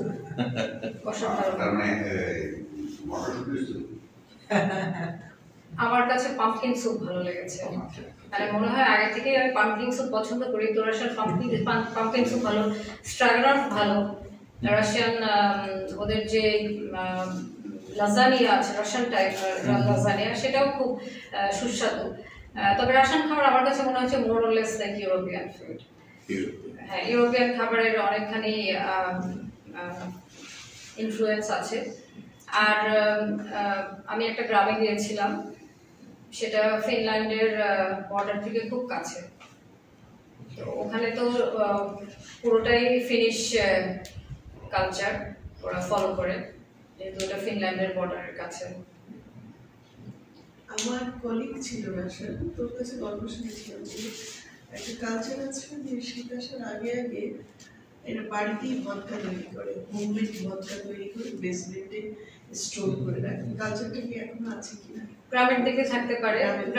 আমি গ্রামে যখন গিয়েছিলাম, আমি একটা গ্রামেই যেতে পেরেছি, সেন্ট পিটার্সবার্গের কাছে, কাবগোলভ নাম গ্রামটার। ওরা আমার মনে হয় না এখন আর ভদকা তৈরি করে। আমার সেই কত সালে এসেছিল আমাদের কৌতুক? কত সালের ঘটনা এটি? 96 রাশিয়া ভেঙে যাবার পর, ইউএসএসআর ভেঙে যাবার পর আসলে ওদের সামাজিক অনেক কিছুই বদলেছে, রাষ্ট্রীয় করণের অনেক কিছু বদলেছে। যেমন আগে সবাই সরকার প্রদত্ত বাড়িতে থাকতো বা অ্যাপার্টমেন্টে থাকতো, এখন সেগুলো সব ভেঙে গিয়েছে। এখন নিজেদের অ্যাপার্টমেন্ট তারা সামর্থ্য তাকে কিনে নিচ্ছে বা বাড়ি কিনছে, যার যেরকম সামর্থ্য। অনেকে সরকারের দেওয়া অ্যাপার্টমেন্টে থাকে এখনো, কিন্তু সেই যে 91-এর আগে যেই ইউএসএসআর আমরা জানি, সেই নিয়মটা আসলে পুরোটাই ভেঙে গিয়েছে। অনেকখানি না, পুরোটাই ভেঙে গেছে। রাশিয়ায় ক্যাপিটালিজম ঢুকে গেছে, তারা ওপেন মার্কেটে মানে গ্লোবাল ব্র্যান্ডেড কসমেটিক্স সব পাওয়া যায় আসলে সেটা ঠিক নয়। ওদের নিজেদের ব্র্যান্ড আছে, আর সেগুলো যথেষ্ট কোয়ালিটেটিভ। ওদের নিজেদের সব ব্র্যান্ডও আছে, কিছু কিছু আছে ইউরোপিয়ান ব্র্যান্ডস, কিন্তু যেহেতু ব্র্যান্ডের লোগো দেখলে চেনা যায়, আমি আসলে ওরকম সময় দিতে পারিনি ব্র্যান্ডস খোঁজার, আমার অন্য জায়গায় সময় দিতে হয়েছে। আর এমনিতে আমি যখন ভ্রমণ করে আমি কখনো শপিং মলে ঢুকি না, ওটা আমার সবচেয়ে বিরক্তির জায়গা। হ্যাঁ, তো আমি 2-4টা সুপার শপে গিয়েছি নিজের প্রয়োজনীয় খাবার দাবার কেনার জন্য, তখন দেখেছি যে ওদের নিজেদের ব্র্যান্ডও খুব ভালো, মানে কোয়ালিটিটিভ। কারণ আমার কিছু টুরিস্ট বা মানে আমরা তো যেতেই পারি না, পৃথিবীর অনেক দেশের বেশিরভাগ দেশের মানুষই রাশিয়ায় যাওয়া নিষেধ, যেমন ইউরোপিয়ানরা যেতে পারে না রাশিয়ান ইউরোপে এখন ভ্রমণ করতে পারে না। তেমনি একমাত্র দেশ যেখানে রাশিয়া সবচেয়ে বেশি যেখান থেকে টুরিস্ট দেখে সেটা হলো সৌদি আরব। তো সৌদি আরবের টুরিস্ট প্রচুর দেখেছি আমি, মানে টুরিস্ট বলতেই সৌদি আরবের টুরিস্ট, সৌদি টুরিস্ট। হ্যাঁ, ভালো কম্বিনেশন। হ্যাঁ, ওরা অনেক বোরখা পরে ঘুরছে, ফাইন, কিন্তু ওরা দেখছি হুড়মুড় করে সব শপিং করছে। সৌদি টুরিস্টরা সব জায়গায় যেখানেই যাবে তারা পুরো শপিং মল কিনে নেবে। তো একটা মেয়েকে আমি জিজ্ঞেস করলাম যে তুমি এখানে কেন এসছো, ও বলছে আমি শপিং করতে এসেছি, আর যেটা দেখা যায় দেখে নেবো। তো আমি বললাম যে তুমি কোন ব্র্যান্ড কিনেছো, বলে না রাশিয়ান ব্র্যান্ড তো ভালো, আমি তো প্রত্যেক বছর আসি। রাশিয়ান নারীদেরকে কেমন দেখে? অসাধারণ, রাশিয়ান নারীরা অসাধারণ, ভদ্র, নম্র। রাশিয়ান, আমি বলবো যে আমি অনেক দেশে গিয়েছি, রাশিয়ানদের মতো সভ্য, ভদ্র, নম্র জাতি আমি আর দ্বিতীয়টি দেখিনি। এরা এত সভ্য, এত ভদ্র, এরা পাবলিক প্লেসে জোরে কথা বলে না, এরা পাবলিক প্লেসে ফিসফিস করে কথা বলে। একটা ট্রেনে যাচ্ছি আমি 5-6 ঘন্টার জার্নি, কোনো আওয়াজ নেই, একজন একজনের সাথে ফিসফিস করে কথা বলছে, যেটার কোনো প্রয়োজন নেই। আমরা মনে করি যেটার কোনো প্রয়োজন নেই, যে ফিসফিস করে কথা বলবো কেন, ট্রেনে যাচ্ছি, ট্রাভেল করতে, আড্ডা মারতে মারতে যাবো। ওরা নিজেদের প্রয়োজনীয় কথাও দেখছি ফিসফিস করে বলছে। মিউজিয়ামে কোনো আওয়াজ নেই, এই যে সাহিত্যিকদের বাড়িতে গিয়েছি, কোনো আওয়াজ নেই, কেউ কথা বলছে না, যা বলছে ফিসফিস করে বলছে বা আনন্দ দিয়ে দেখিয়ে বলছে, যে তারপর আস্তে করে বলছে, ও যে কি বলছে আমি শুনতে পাচ্ছি না। এবং আমি যেখানেই যার কাছে কোনো একটা ঠিকানা জানতে চেয়েছি, আমাকে খুব বেশি কষ্ট করতে হয়নি, ওরা নিজেরাই উঠে এসে নিজের জায়গা থেকে এসে রাস্তা দেখিয়ে তারপর আবার নিজের অফিসে ঢুকে গেছে। মানে তারা এতই হেল্পফুল, মানে ওদের যে ইনোসেন্স সেটা এখনো নষ্ট হয়ে যায়নি। সেটা রাশিয়ান পুরুষও নারীও, তাদের ইনোসেন্স এখনো নষ্ট হয়নি। মানে আমি অনেক জায়গায় অনেক ধরনের রুড বিহেভিয়ার পেয়েছি, কিন্তু রাশিয়ার আমার সাথে কেউ রুড বিহেভ করেনি, সবাই খুব সফট, খুব সুইট। তারা সর্বতভাবে চেষ্টা করে যাতে আরেকজন ব্যক্তির কোনো অসুবিধা না হয়। আর এমন আছে না অ্যাটিটিউড, অনেক দেশের মানুষের সেরকম অ্যাটিটিউড আমি কোনো রাশিয়ার মধ্যে দেখিনি। আই ডোন্ট কেয়ার, আমেরিকায় আমি দেখেছি I don't care, oh it's okay, কিন্তু এরকম অ্যাটিটিউড একেবারে, ও দাঁড়াবে, আমার কথা শুনবে, তারপরে যদি বুঝতে পারে ভালো। আমি ট্রান্সলেটর দিয়ে তাদেরকে অনেক সময় বুঝিয়ে দিয়েছি যে এই জায়গাটা আমি যেতে চাই, আমি কিভাবে যাব, বা এই খাবারটা কি আমাকে একটু বুঝিয়ে বলো। তো ওরা খুব ধৈর্যের সাথে নিজের সময় ব্যয় করে বলে চলে গেছে। এ পর্যন্ত তো অনেক দেশ ঘুরেছো তুমি, একা একা ঘুরেছো, সবচেয়ে বড় সাহসিকতার কাজ যেটা, খুব নিরাপদ মনে হয়েছে কোন দেশকে, এবং তুমি দ্বিতীয়বার আর কোন দেশে যেতে চাও? লজ্জাজনক হলেও সত্য হলো বাংলাদেশ ছাড়া সব দেশই আমার কাছে নিরাপদ লেগেছে। দ্বিতীয়বার যদি যেতে হয় কোনো দেশে, সেটা রাশিয়া।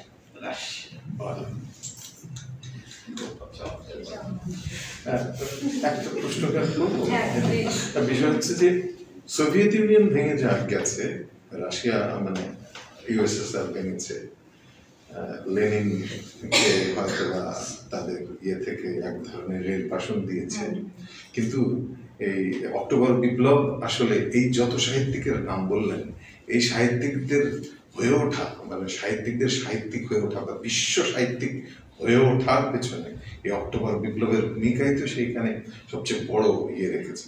তো আপনি গিয়ে যেই রাশিয়া দেখলেন, সে রাশিয়ার তো ভেঙে যাওয়া রাশিয়া, সেখানে অনেক কিছুই সরিয়ে দেওয়া হয়েছে, সেখানে ক্যাপিটালিজম এসছে, কিন্তু আপনি ঠিক কোন জায়গাগুলোতে পেয়েছেন যে সেই সমাজতান্ত্রিক মূল্যবোধ বা অক্টোবর বিপ্লবের কোন ধরনের চেতনার প্রকাশ আপনি চারপাশে মানুষের মধ্যে বা কোথাও কি পেয়েছেন, বা পেলে সেগুলো কেমন?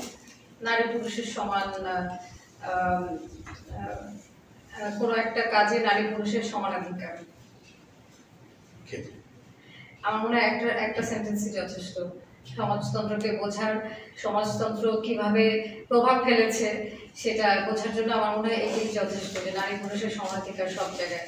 যেটা অনেক সভ্য দেশ বলে যে আমার দেশে নারী পুরুষ সমান, কিন্তু ওইসব সভ্য দেশেরও স্থানীয় নারীদের সাথে আমার আলাপ হয়েছে। সেই সব সভ্য দেশের নারীরাও বলেছে না, আমরা তো এখানে একটু মানে আমাদের সমানভাবে সমান চোখে দেখা হয় না। কিন্তু রাশিয়ায় আমার যেটা দেখে মনে হয়েছে যে নারী পুরুষের সমানাধিকার এখানে আছে। আচ্ছা, তাহলে আমার একটা প্রশ্ন এই জায়গাটায়। তো মানে এই তুমি যে মানে যেসব সাহিত্যিকের নাম তুমি লিস্ট করে বা চিন্তা করে নিয়ে গিয়েছো, তুমি কি সবার সাথে দেখা করতে পেরেছো? এটা একটা। যে কথাটা এখন আলাপ হলো নারী পুরুষের যে বিষয়, যে সাহিত্যিকদের কথা বলবো তারা যদি ওই বিপ্লবের ফলেই তৈরি হয়ে যায়, ধরে নেই যদি শুধুমাত্র ওইটাই বিষয় হয়, তাহলে এই এত বিখ্যাত লেখকদের মধ্যে নারী লেখকদের দেখি না। অক্টোবর বিপ্লবের আগে অনেক সাহিত্যিক গত হয়েছেন,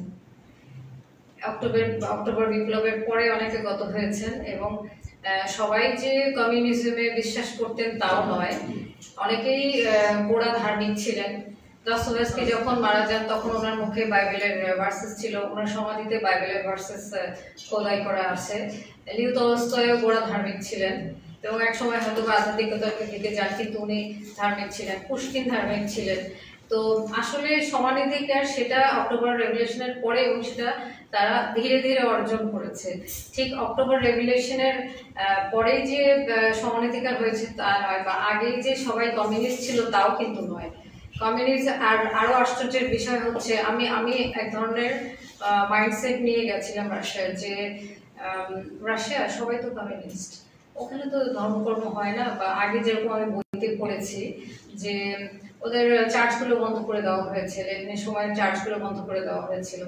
তো আমি সেই ইমপ্রেশন নিয়ে গেছি এবং দেখি যে চার্চে প্রচুর ভিড়।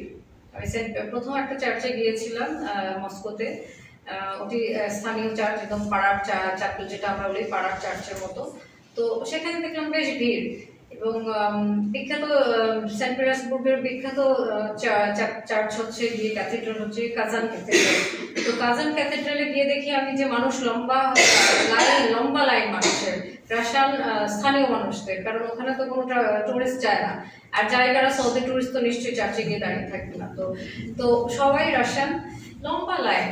তো আমার গিয়ে একটু মনে হলো যে আমি যে কমিউনিস্ট রাশিয়ার কথা পড়ে এসেছি, জেনে এসেছি, বন্ধু বান্ধব বা সিনিয়র যাদের কাছ থেকে যারা পড়াশোনা করেছিল রাশিয়া 90s-এ, তাদের কাছ থেকে যে রাশিয়া শুনে এসেছি তা তো নয়। আসলে তো এখানে চার্চেও লম্বা লাইন আছে, তার মানে এই নয় যে পুরো রাশিয়া এখন কমিউনিজম আছে, বা ধার্মিক সবসময় ছিলেন অনেকেই, কমিউনিস্টরাও ছিলেন, এখন তারা সহাবস্থান করছেন। আমি অনেকে জিজ্ঞেসও করেছি যে তোমরা কি ধর্মকর্ম পালন করো, বা তোমরা কি চার্চে যাও, বা তোমরা কমিউনিস্ট? কেউ কেউ বলেছে হ্যাঁ আমরা যাই ইচ্ছা হলে, আবার কেউ কেউ বলেছে যে না আমরা আসলে তেমনভাবে ধর্মকর্ম পালন করি না। জানতে চাচ্ছিলাম যে নারী সাহিত্যিকদের বিষয়ে কারোর সাথে কি দেখা করার তোমার লিস্টে পেয়েছিলেন? লিস্টে বলতে গিয়ে আসলে আমি সময় পাইনি। নারী সাহিত্যিকদের খুব বেশি তো নেই, সেই দুনিয়া জোড়া কোথায় বা নারী সাহিত্যিকরা আছেন, সেই লিস্টের এক কোনায় পড়ে থাকবেন আর খুব সম্ভবত রিকগনাইজড হবেন না। তো যাই হোক, আমি আসলে সেরকম কোনো নারী সাহিত্যিকের সমাধি বা বাড়ি আসলে সময় করে উঠতে পারিনি। আমার যে সময়টা ছিল খুব অল্প সময়ের জন্য গিয়েছি, তো সেই সময়ের মধ্যে বিখ্যাতদের খুঁজতে গিয়ে অখ্যাতদের খোঁজা হয়নি।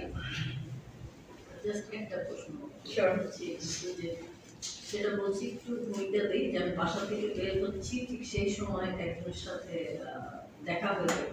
দেখা পরে করবো, তুমি তো অন্যভাবে চিনবে।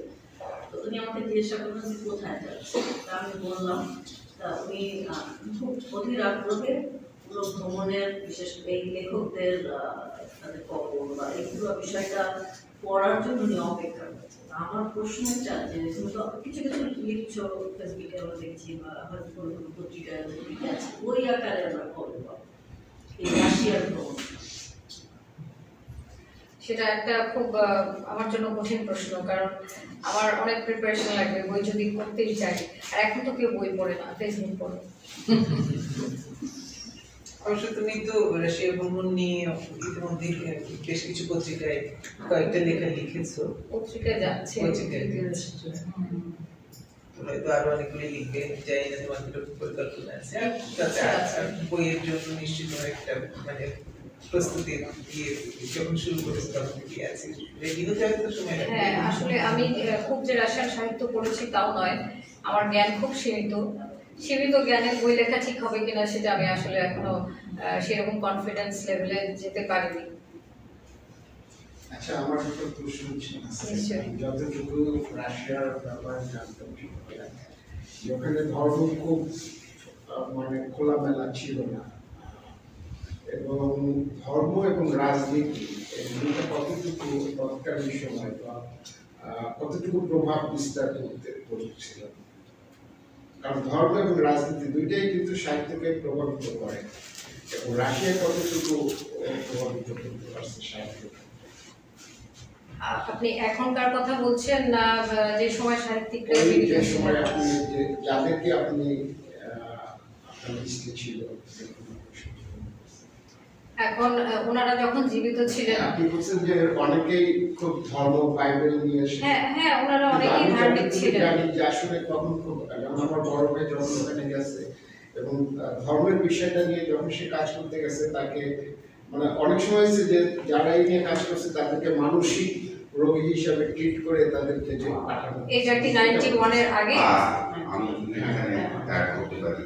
জি জি। ওকে, আপনার প্রশ্নটা আমি শুধু ওনাকে সাহায্য করতেছি জায়গাটায়।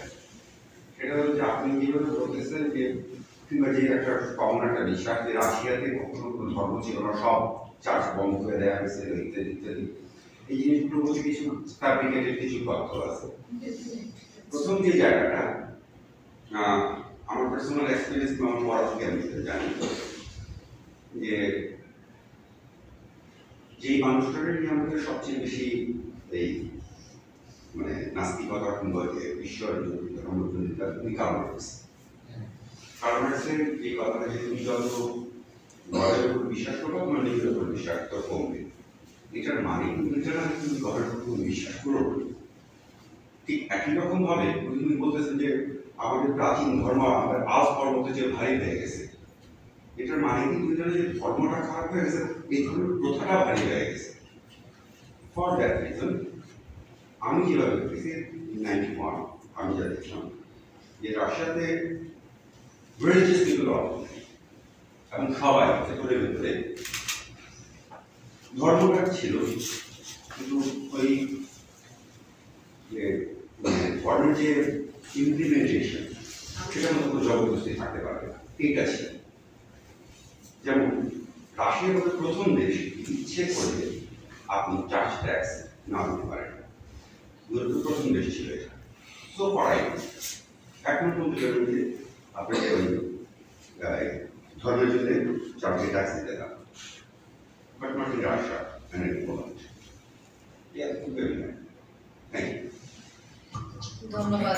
আপনি আশা করছি আপনার প্রশ্ন উত্তর পেয়ে গিয়েছেন, বা আরো যদি কিছু জানার থাকে আপনি জিজ্ঞেস করতে পারেন। আপনি যদি 91 এর আগের রাশিয়া বলে থাকেন, বর্তমানে তো অনেক চেঞ্জ হয়েছে অবশ্যই, কিন্তু আসলে দেখা যায় যেমন আমাদের বাংলাদেশের প্রেক্ষাপটে দেখা যায় রাজনীতি এবং ধর্ম দুটোই কিন্তু সাহিত্যকে অনেকটা ডমিনেট করে।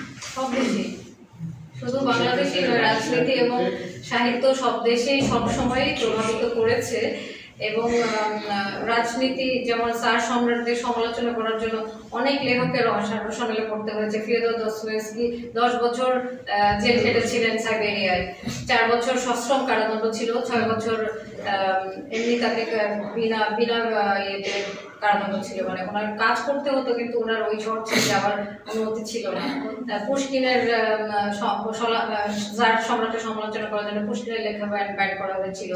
তারপরে ম্যাক্সিম গোর্কিকে 2 বার দেশ ছাড়া হতে হয়েছিল। অতএব রাজনীতি থাকলে অবশ্যই ধর্ম থাকবে, এবং লেখকরা যদি চান তাদের মত প্রকাশ করতে সেটাও তারা করতে পারে, সপক্ষে বা বিপক্ষে। আর কোনো প্রশ্ন আছে? জি প্লিজ। তিনটা প্রশ্ন, ছোট ছোট। 1 নম্বর, আপনার সাথে কোনো কবির সাক্ষাৎ হয়েছিল কিনা? যদি হয়ে থাকে আপনার কি মনে হয় তারা এখন কি ধরনের কবিতা লিখছে? একটা প্রশ্ন। 2 নম্বর প্রশ্ন, রাশিয়ায় এখন কি ভিন্ন মতপরবী লেখক আছে কি না? 3 নম্বর প্রশ্ন হচ্ছে সামাজিকভাবে যে প্রেম যারা করে তাদের প্রেমটা কি আপনার যান্ত্রিক মনে হয় নাকি উচ্ছ্বাসময় মনে হয়? কবি সাহিত্যিকদের সাথে বর্তমান যুগে আমার কারোর সাথে দেখা হয়নি। প্রথম প্রশ্ন। তো দ্বিতীয় প্রশ্নে যে আপনি বলেছেন যে আপনি কি প্রশ্নটা আবার করবেন? ভিন্ন মতপরবী লেখক আছেন কি না? ভিন্ন মতপরবী লেখক আছেন। আমি জিজ্ঞেস করেছিলাম, তারা বলেছে যে সেই মূলধারার লেখক নন, অনেকেই আছেন এবং প্রকাশিত হয়। আমি একটা জিনিস আমার কাছে যেটা ভালো লেগেছে সেটা হলো গিয়ে রাশিয়ার বিভিন্ন জায়গায় আমি প্রচুর বইয়ের দোকান পেয়েছি এবং ট্রেনে দেখছি সবার হাতেই, মানে বলতে গেলে প্রায় 80% মানুষের হাতেই বই আছে এবং তারা বই পড়ছে। কোনো হয়তো বা তারা ট্যাবও দেখছে, গানও শুনছে ইয়ারফোনে, কিন্তু কোনো এক সময় তারা ব্যাগ থেকে বইটি খুলে পড়ছে এবং বইয়ের দোকানে ভিড় আছে। আমি কিছুদিন আগে একটা বইয়ের দোকানে গিয়েছিলাম, তো জিজ্ঞেস করলাম যে নতুন কোনো পাঠক আসেন বাংলাদেশে?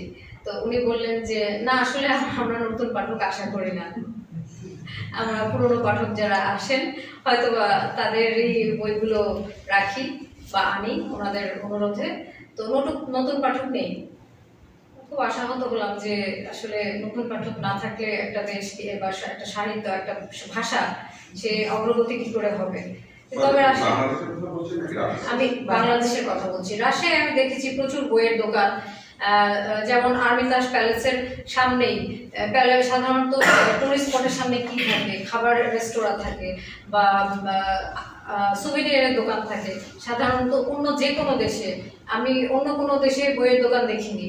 সুভিনিয়ারের দোকানের পাশে বইয়ের দোকান, সারি সারি বইয়ের দোকান, এবং মানুষ এখানে ভিড় আছে মানুষের, এবং মানুষ বই কিনছে এবং বই পড়ছে। এই ব্যাপারটা আমার কাছে খুব আশ্চর্য লেগেছে। অন্য কোনো দেশে আমি এত বই পড়ুয়া দেখিনি, রাশিয়ায় যতখানি দেখেছি।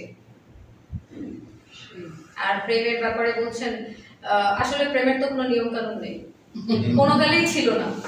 সমাজতান্ত্রিক দেশ তো চাপায় দেয় বেশিদের মতো। সমাজতান্ত্রিক দেশে প্রেম ছিল না।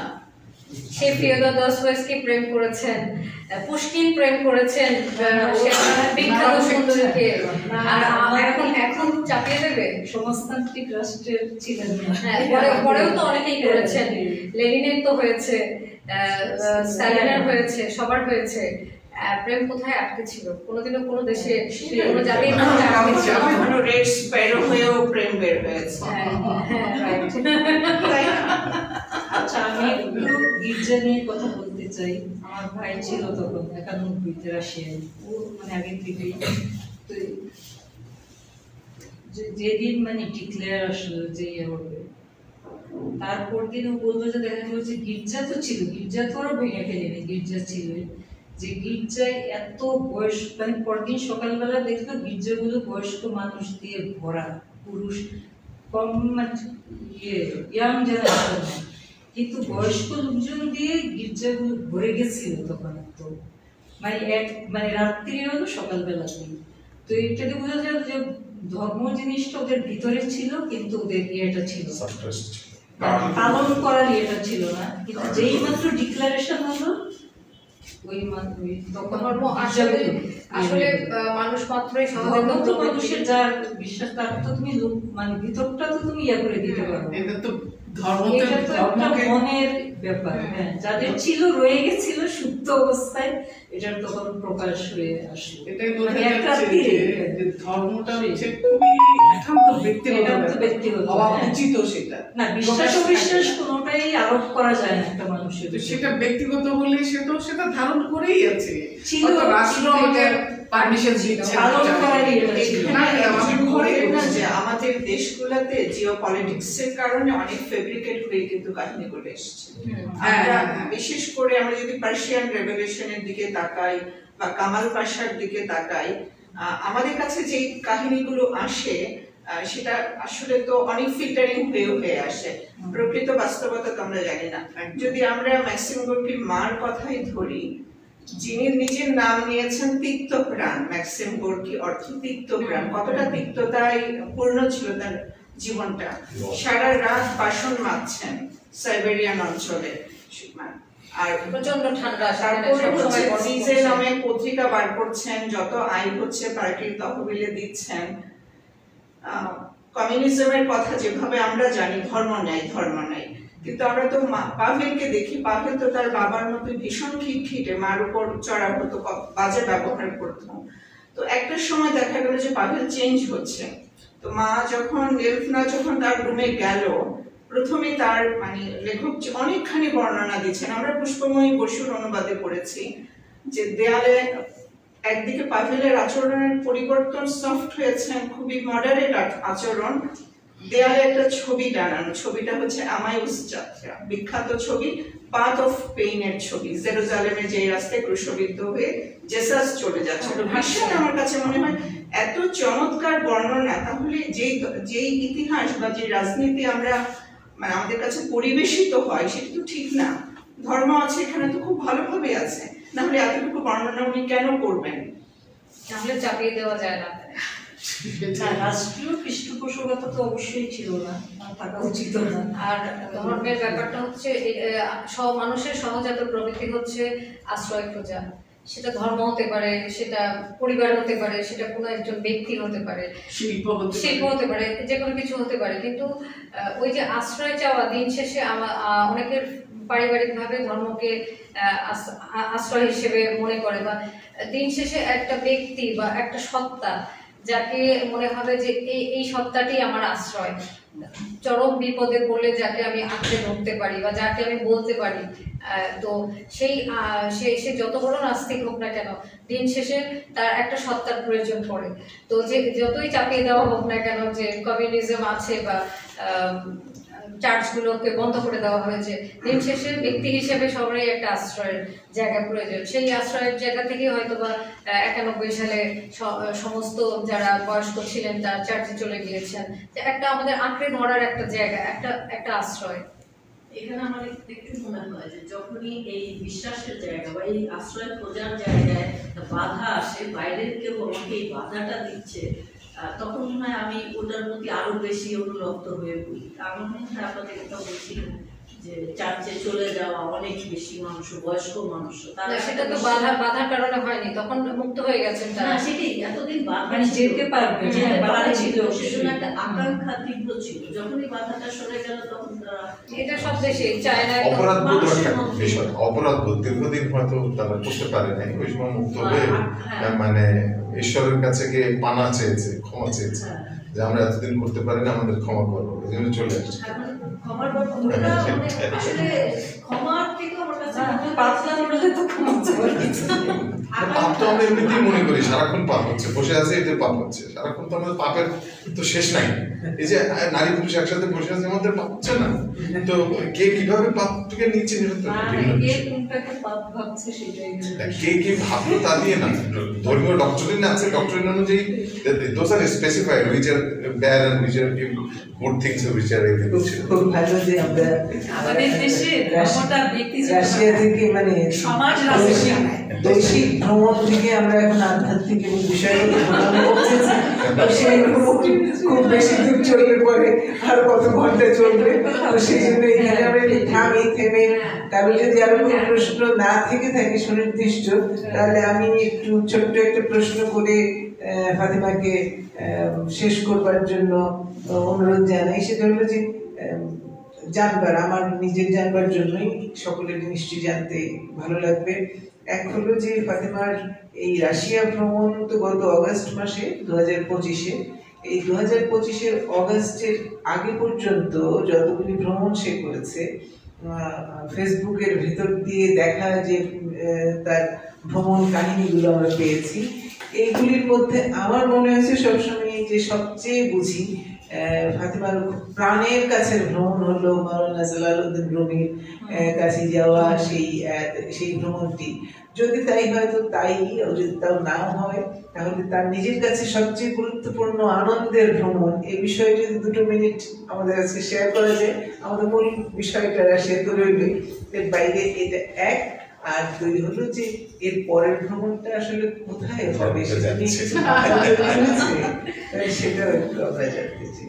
আমি যখন তুরস্কে যাই, কোনিয়ায় যাই, সেই ভ্রমণটা ছিল আমার প্রথম প্রেম। আর রাশিয়া আমার দ্বিতীয় প্রেম। প্রেম তো আসতেই থাকে। সেই অল্প বয়সের প্রথম প্রেম, কাঁচা বয়সের প্রথম প্রেম যা ছিল সেটা হচ্ছে আমার জালালউদ্দিন রুমির জন্য। আর পরিণত বয়সের প্রেম সেটা রাশিয়ার জন্য হয়েছে। তো দুটোই গুরুত্বপূর্ণ। নেক্সট কবে যাচ্ছে, কোথায় যাচ্ছেন সেটা ঠিক এটা ডিপেন্ড করে আমার বাটোয়া কত ভারী তার উপরে। এখন একদম খালি, মাত্র আসছি। খালি হতে পারে, কিন্তু চিন্তাটা আছে কোন দিকে যাবো। মানে এরকম বাসটা আছে, যদি ঘর হয়ে যায় তাহলে এটাতেই যাবো প্রথম। এই মুহূর্তে আমার আসলে তেমন কিছু আমি ভেবে রাখিনি। হয়তো আফ্রিকার অন্য কোনো দুর্গম অঞ্চলে আমি যাব, যেখানে অন্য কেউ যায়নি বা সাহস করছে না কারো যাবার। আর রাশিয়ায় যদি আমাকে আবার দেন ভিসা, আবার আমাকে গ্রহণ করে ভালোবেসে রাশিয়ায় আমি যাবো আবার। কোনো দেশে গিয়েছো কিন্তু রিগ্রেট আছে যে কেন গেল সময়? না, কোনো দেশে গিয়ে আমার এই রিগ্রেট হয়নি। এমনকি সবচেয়ে দুর্গম যেখানে আমার মনে হয়েছে যে খুব রিস্কি এবং আমার ওখানে খুব কষ্ট হয়েছে, কিছু কিছু দেশ আছে আফ্রিকায় ট্রাভেল করতে খুব কষ্ট হয়েছে, কিন্তু আমার কখনোই মনে হয়নি আমি কেন আসলাম। আমার মনে হয়েছে আমি যে এসেছি এই জন্য আমার জীবন ধন্য হয়ে গিয়েছে। আমি একটা নতুন দেশ দেখেছি, নতুন জাতি দেখেছি, নতুন মানুষের সাথে পরিচয় হয়েছে, আর অসাধারণ সুন্দর কিছু জায়গা পেয়েছি, তাদের কালচার সম্পর্কে জানতে পেরেছি। এর চেয়ে বড় প্রাপ্তি আর নেই। না, এক জায়গায় বললে না যে যদি এরকম হয় যে ভালো লাগেনি কয়েক ঘন্টা থেকে চলে আসছি, ওইখান থেকে ওনার প্রশ্নটা। আচ্ছা, সেটা শপিং মল। আমার একটা প্রশ্ন ছিল জালালউদ্দিন রুমিকে নিয়ে। সেটা হলো আপনার কাছে যে আমি এক সময় কোনিয়ায় গিয়ে আমার কোনিয়ার অংশটা একটু ঘাটা, তো আমি যেটা দেখতে পেলাম যে মেলানিক ট্র্যাডিশন, মৌলবী ট্র্যাডিশনটা এটা ভালো হবে এখানে এসে যদি বলেন কাছে এসে, তাহলে আর একটু শুনতে আমাদের সুবিধা হবে। হ্যাঁ, প্রশ্নটা বুঝতে মানে এটা প্রশ্নটা গুরুত্বপূর্ণ। এখানে আমি রুমি থেকে একটা ডিফারেন্ট রুম। আমরা নর্মালি এখানে যে আমাদের দেশে যে রুম পাওয়া হয় ইত্যাদি ইত্যাদি, Rumi was not that. Rumi ছিল সম্পূর্ণ ভিন্ন একটা জিনিস, যার কিনা মোটামুটি আমি বলবো যে 4000 কিলোমিটার লম্বা পথের এই জীবন, 5টা ভাষা ইত্যাদি ইত্যাদি। কিন্তু একটা জিনিস আমি এখনো পর্যন্ত I am not sure of it, সেটা হলো মুসলিমদের জন্য যারা রুমিকে ফলো করতেছে তারা Molavi tradition, Melvi. But he had or still has Jewish followers and Christian followers. আমি যেটা জানতে চাচ্ছি, আপনি যে ওখানে গেলেন, ওদের কি কোনো রকম অ্যাক্টিভিটি আপনি দেখছেন? এখন রুমির সমাধিতে আমি মাত্র একদিন ছিলাম, এবং ওখানে যে কেউ প্রবেশ করতে পারে, সেটা সে খ্রিস্টান হোক বা বুদ্ধিস্ট হোক। রেভাইরাও পর্যন্ত ভক্ত আছে। হ্যাঁ, তো ওখানে তো আমি কোনো বৈষম্য দেখিনি। সেটা হয়তো আমরা ইসলামিক দেশে আমরা যেভাবে রুমিকে রিপ্রেজেন্ট করি বা যেভাবে জানি, একটা যেটা ইসলামিক দেশ নয় সেই দেশে তারা সেই ভালোবাসা থেকে, সেই আবেগ থেকেও রুমিকে ইকুয়ালি জানে।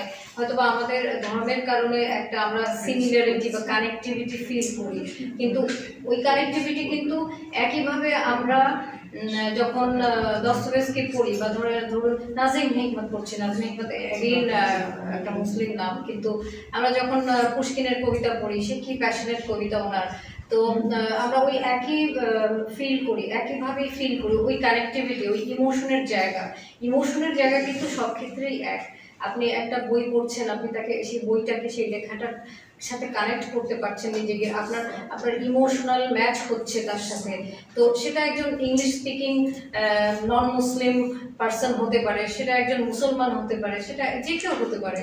আমি প্রশ্নটা আপনি ক্লিয়ার হয়নি, তাহলে আমি যেটা জানতে চাচ্ছিলাম সেটা হলো যে আমাদের মধ্যে যেরকম একটা ট্র্যাডিশনাল একটা ডক্ট্রিন, যেমন যারা নবীকে ফলো করে, এখানে ইজ এ মুসলিম, তাহলে তাকে মৌলবি বলা হয়, সুফি নাও স্ট্রেট মেলবি বলা হয় না, ওনার পেশাটাই ওটা ছিল। এবং ওটা একেবারে ওটা একটা ঘরানা। হ্যাঁ, উনি পারিবারিকভাবেই উনি ছিলেন, ওনারা মাদ্রাসার ছিলেন, হেড ছিলেন। বিষয়টা এরকম না, আমি যতদূর জানি সেটা হলো যে উনি যখন মারা যান তখন মৌলবি ঘরানার প্রতিষ্ঠা হয়। ঘরানা ছিল না, ওনার বাবা শিক্ষক ছিলেন এবং পদমর্যাদার জন্য উনিও ওই কমিউনিটির শিক্ষক। আমার জানার সঙ্গে আপনাদের বোধহয় একটু গ্যাপ আছে সামহাউ। এটা একটা ডক্ট্রিন, একেবারে আলাদা একটা ডক্ট্রিন। তো আমি যেটা জানতে চাচ্ছি যে সিমিলার ডক্ট্রিন আমি লেখার কারণে আমার প্রয়োজন পড়ছে যে ইহুদিদের মধ্যে এবং খ্রিস্টিয়ানদের মধ্যে, যেমন আমি যদি এভাবে বলি যে শামা যে নাচ, এটা ইহুদিরাও আছে, খ্রিস্টিয়ানরাও আছে। And what is the tradition among them? এখন ট্র্যাডিশন বলতে কি দেখেন, জিওগ্রাফিক্যাল ট্র্যাডিশন আছে, না না সিমিলারিটি আছে, কালচারাল সিমিলারিটি আছে। যেমন অনেক দেশ আছে আল্লাহ, ইহুদিরা আল্লাহকে আল্লাহ বলে, আরবি ভাষায় কথা বলে তারা, অনেক কিছুই আমাদের ইসলাম ধর্মের সাথে আপনি কানেকশন খুঁজে পাবেন, সেটা হচ্ছে তাদের কালচারাল ব্যাকগ্রাউন্ডের কারণে। তো